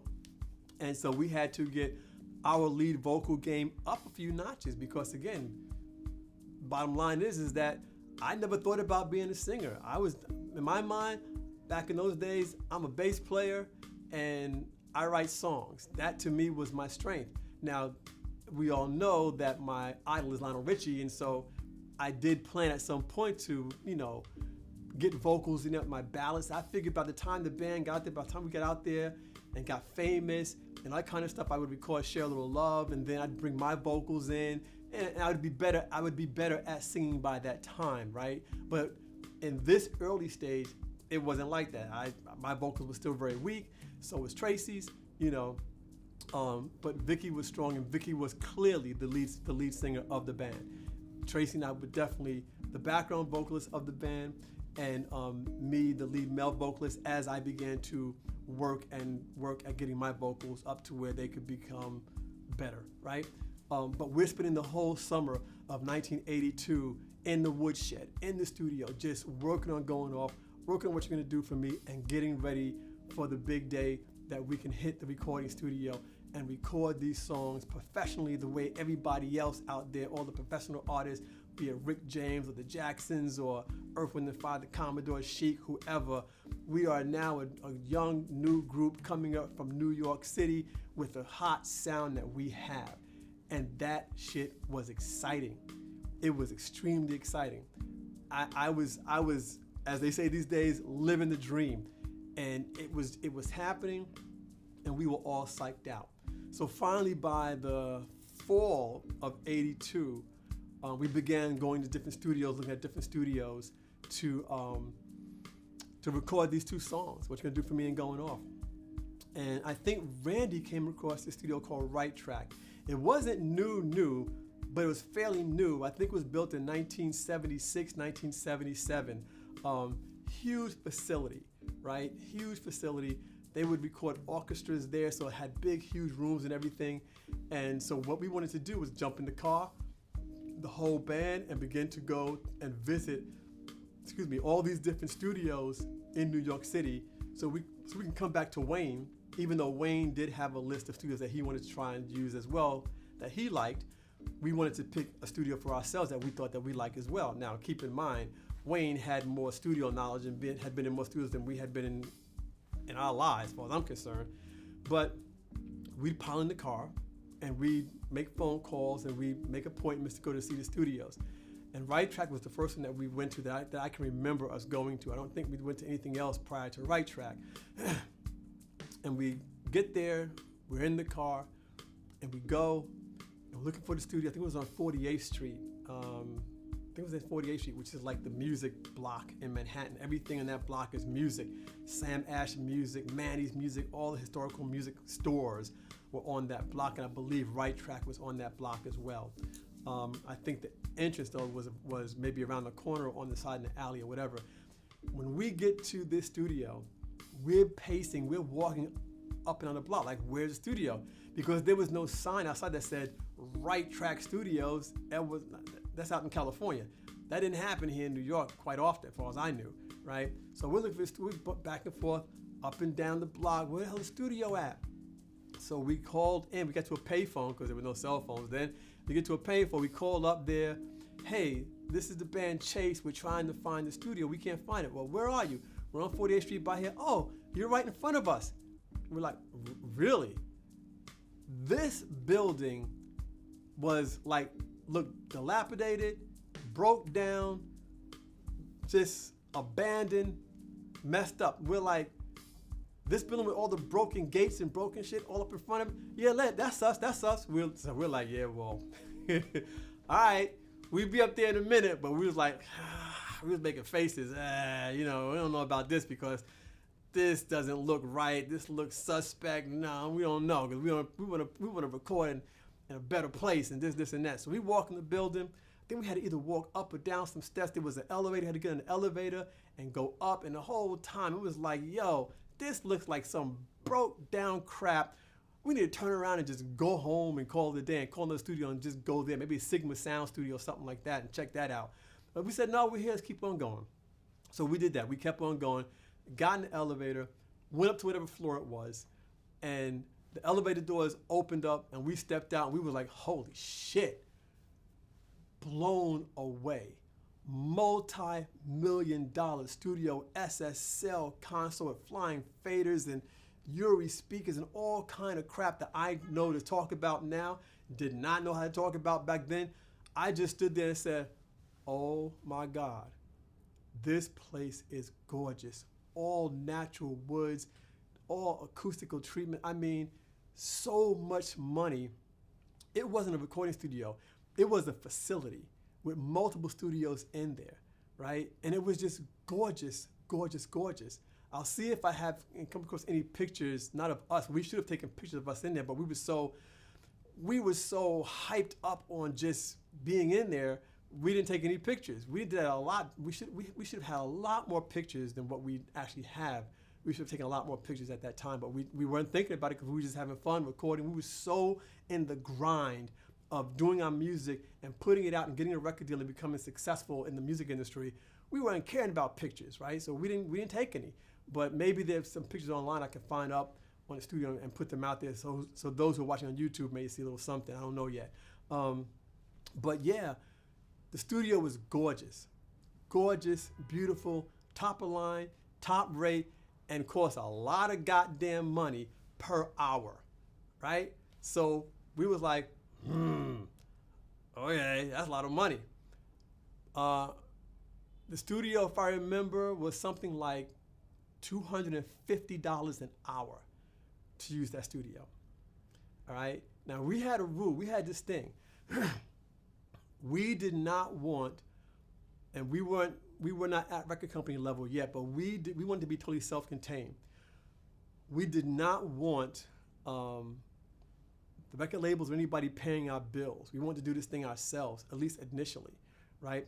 So what we decided to do is we all had jobs. We all had some kind of little part-time job we were working. And so we said, look, this is our dream. We want to make this dream happen. We got to put up the money to make this happen. And we can either record here in this elite how elite was this studio?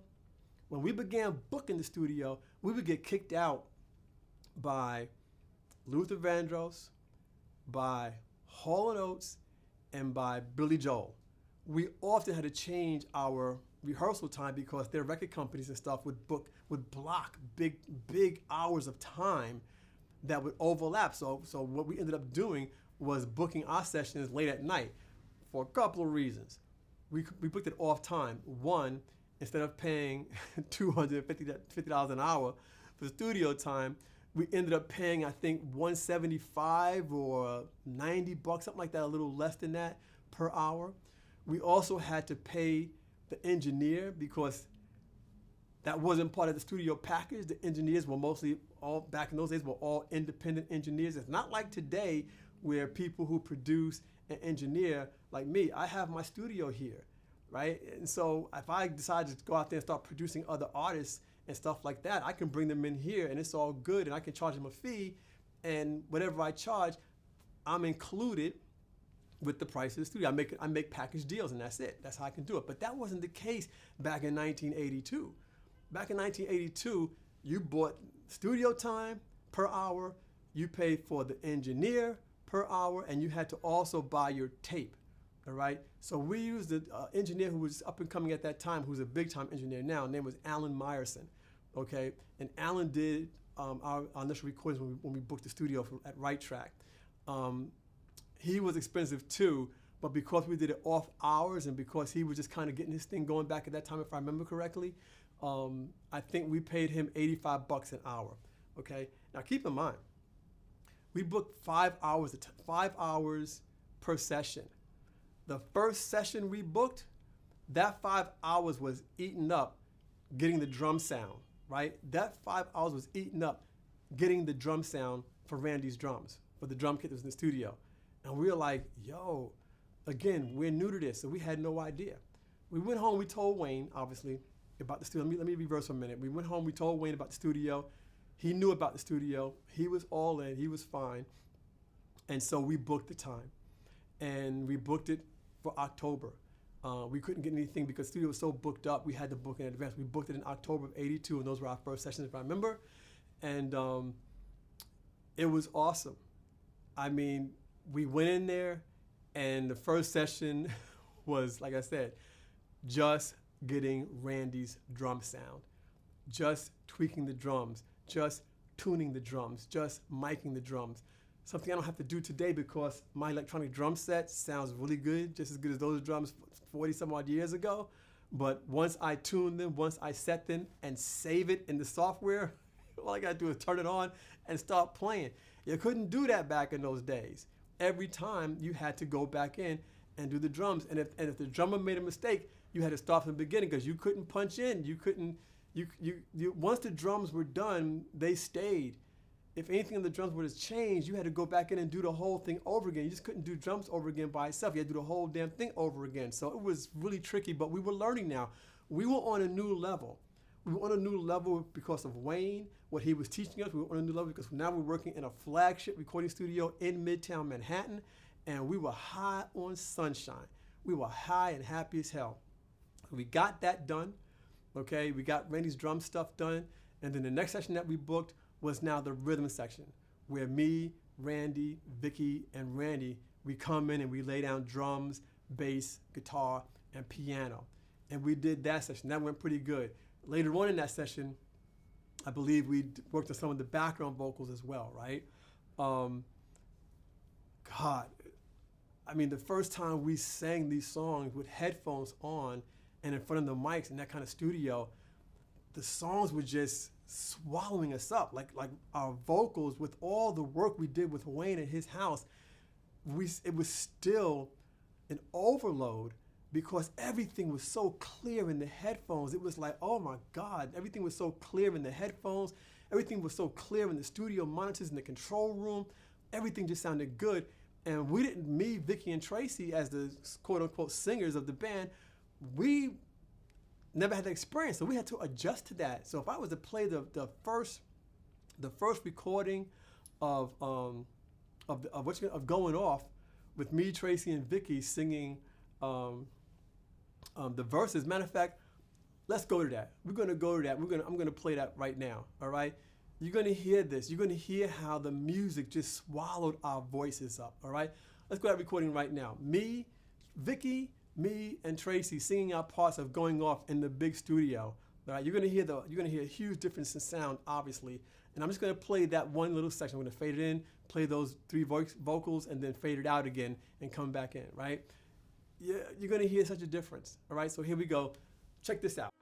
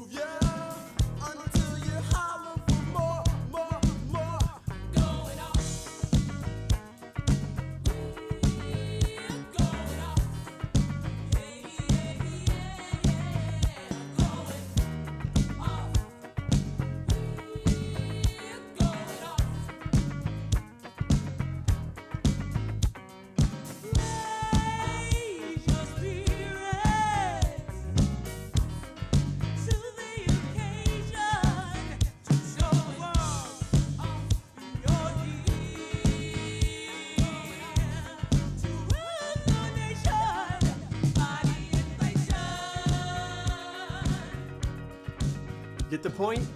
See what I mean?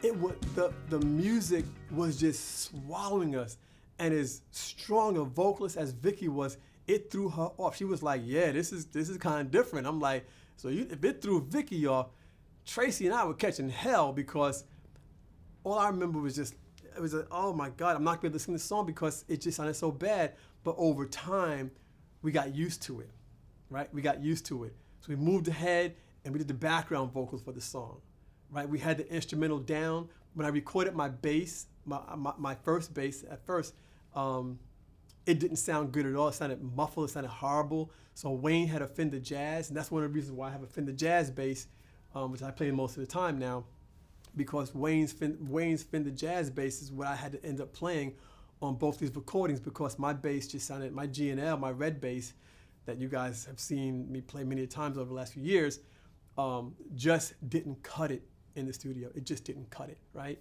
And so we ended up playing. I ended up playing his Fender Jazz bass.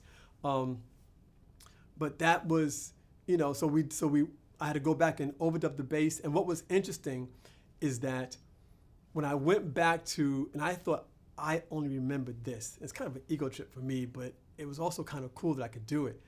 When I went back to overdub Wayne's bass and pull my bass sound out because my bass didn't sound good. I did it in the control room, and both Randys were with me, watching me play the bass on both songs, right? I'm playing the bass, and I'm holding a full blown out conversation with Randy, my cousin. Full blown out conversation with him as I'm putting down the bass track, the bass line on these two songs.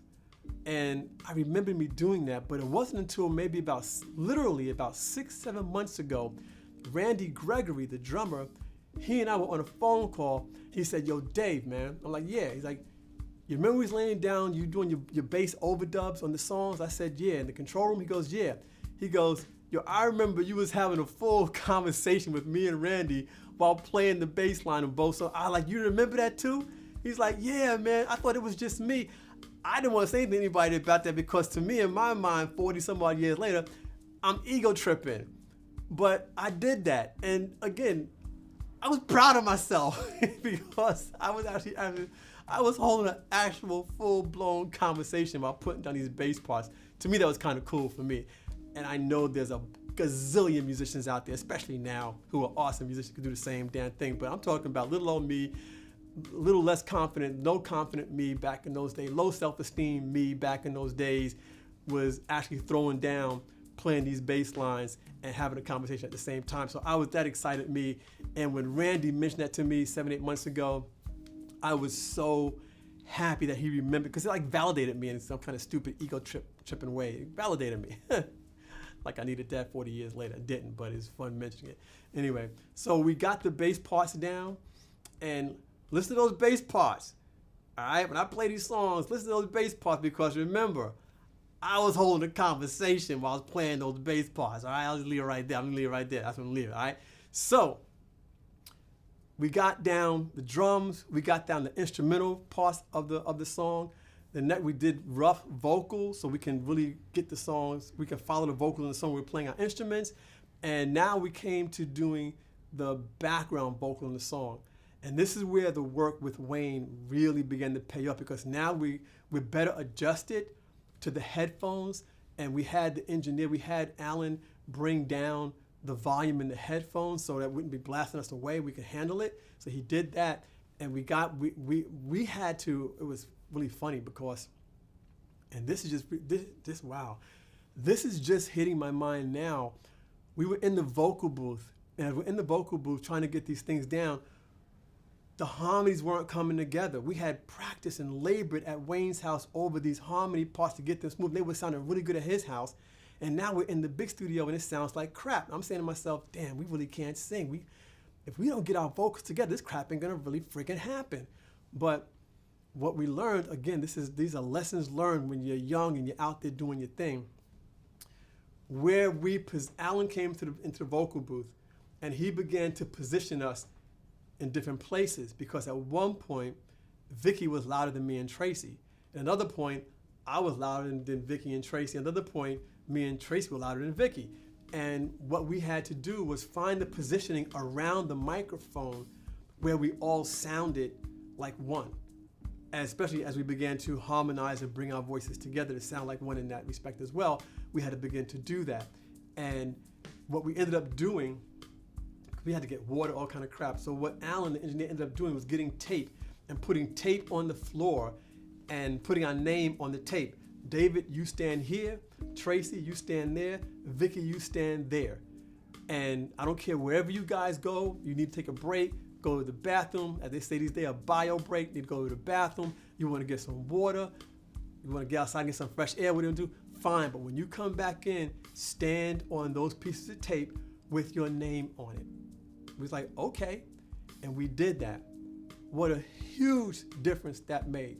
When those vocals played back, when those background vocals played back, and those big ass speakers in that control room, we just sat there going, oh my God, we're gonna be famous. Oh my, we were so excited. I mean, we had the rhythm section down.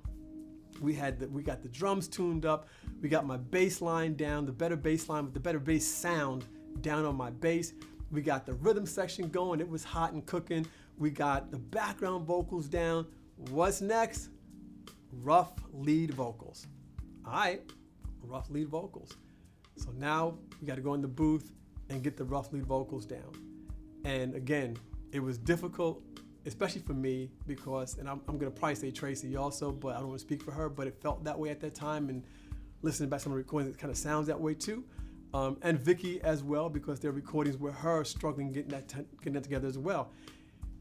It's not easy when you first walk into a recording studio and you're in the vocal booth and you're new to this stuff, and you're still young, and you still don't have your confidence, and you're still struggling with your vocals and trying to be a better singer, and not really coming from being a non-singer to some type of singer.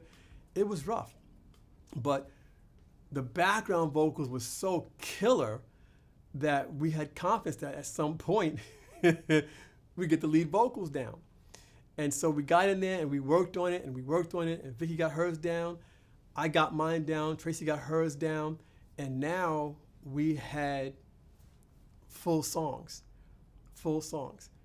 Okay, bass, rhythm track, instrumental tracks are down, background vocals are down, lead vocals are down. Weren't the final lead vocals, but got decent, good lead vocals down as well.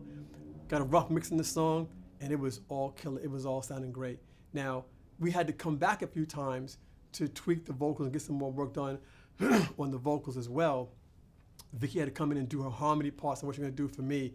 And another thing happened when we came back to the studio that time.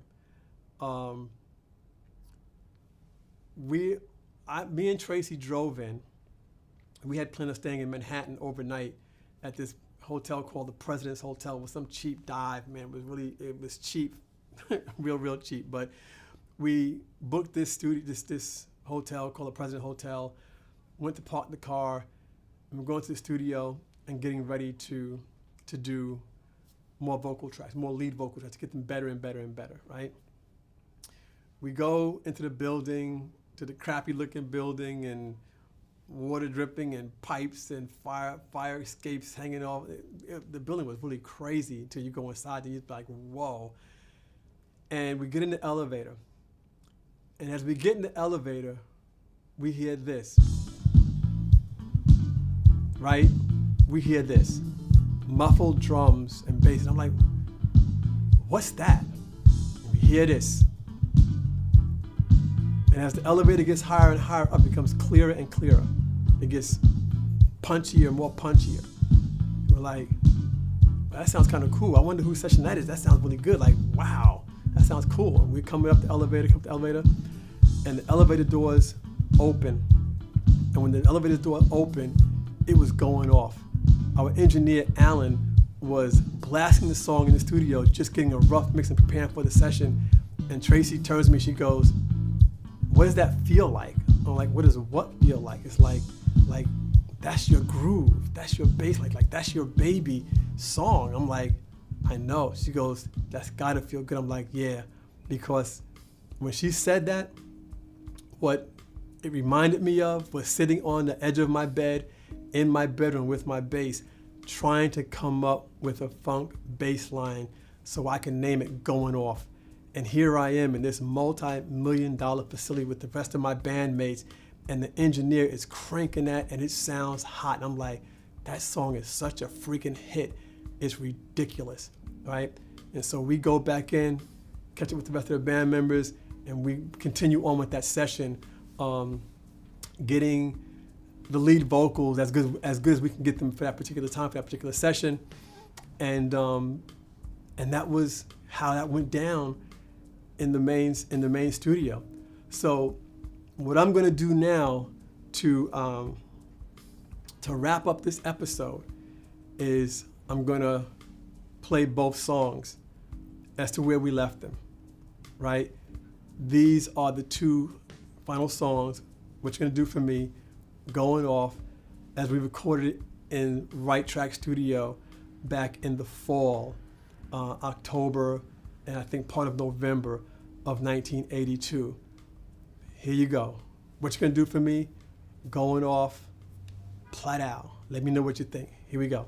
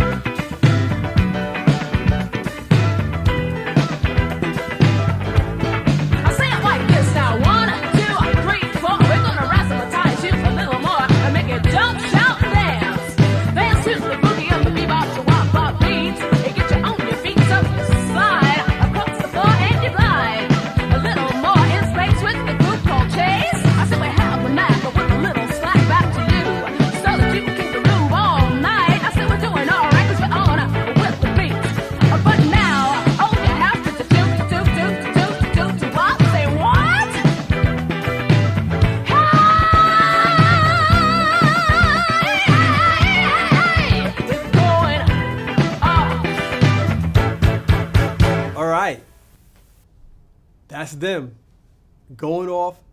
What you're gonna do for me? Played them back to back.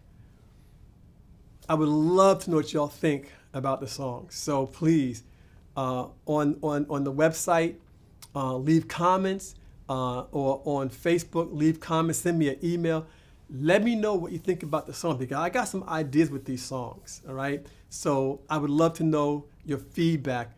But you've now heard Chace, from me putting the band together and handpicking each member in the band, and then finally putting the core band together, right? Me, Randy, Vicky, and Tracy, and our struggle with the early songs, and then trying to find our sound, sounding very amateur, trying to put things together, trying to mold and shape and put things together, until finally Share a Little Love. We recorded that, and it sounded so good at that time, even with the horrible vocals. It sounded like a studio recording. And that moved us into What You're Gonna Do For Me, and that search to find a dance tune, a funk tune, a funky bass line, that could serve as our first funk dance song, which became What You're Gonna Do For Me. And then later on, several months later, being inspired to write another funk song, Going Off, based upon the inspiration by Rick James, Throwing Down. And in between there, meeting, asking my college professor if he could manage the band, but he turns it down and says, "You need to meet this guy named Wayne Morrison," and we began working with him, and he brings us up from an amateur level to a more professional level.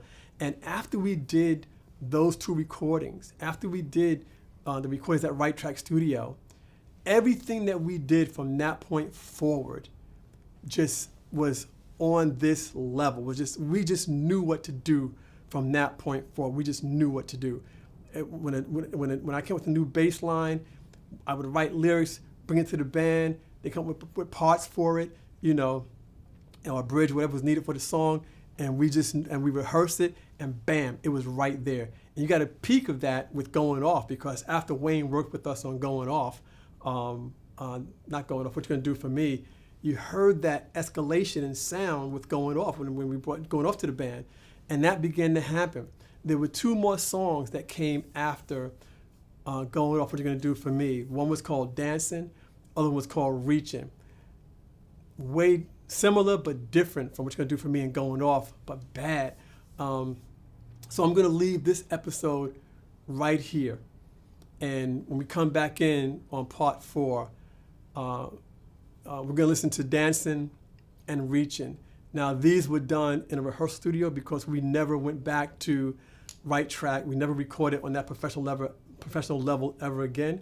We're moving into late 1982 and moving into early 83, right? So by the time we finish recording What You're Gonna Do For Me and Going Off, we're now trying to, I'll get into this stuff a little bit later, but we're trying to move forward in different ways now. And Wayne just kind of couldn't get us there. So other things began to transpire in late 1982, moving into early 1983. And me introducing more songs and more grooves, Dancing and Reaching. But you hear all that on the next episode, all right? So for right now, I know this was a long one. I know it's very detailed, but I'm doing it to document, I guess, my life, my history, and also for all you fans to hear the details of what happened, how things went down in terms of what it takes for a young band back at that time to kind of come up. No such thing as overnight success. And we struggled for those years that we were together trying to get our sound going, right? And I wanted you to hear to see and hear the whole journey of Chace. That's it. All right, so let's move forward. And until the next episode, next month, as my grandmother would say, keep on living. Night out.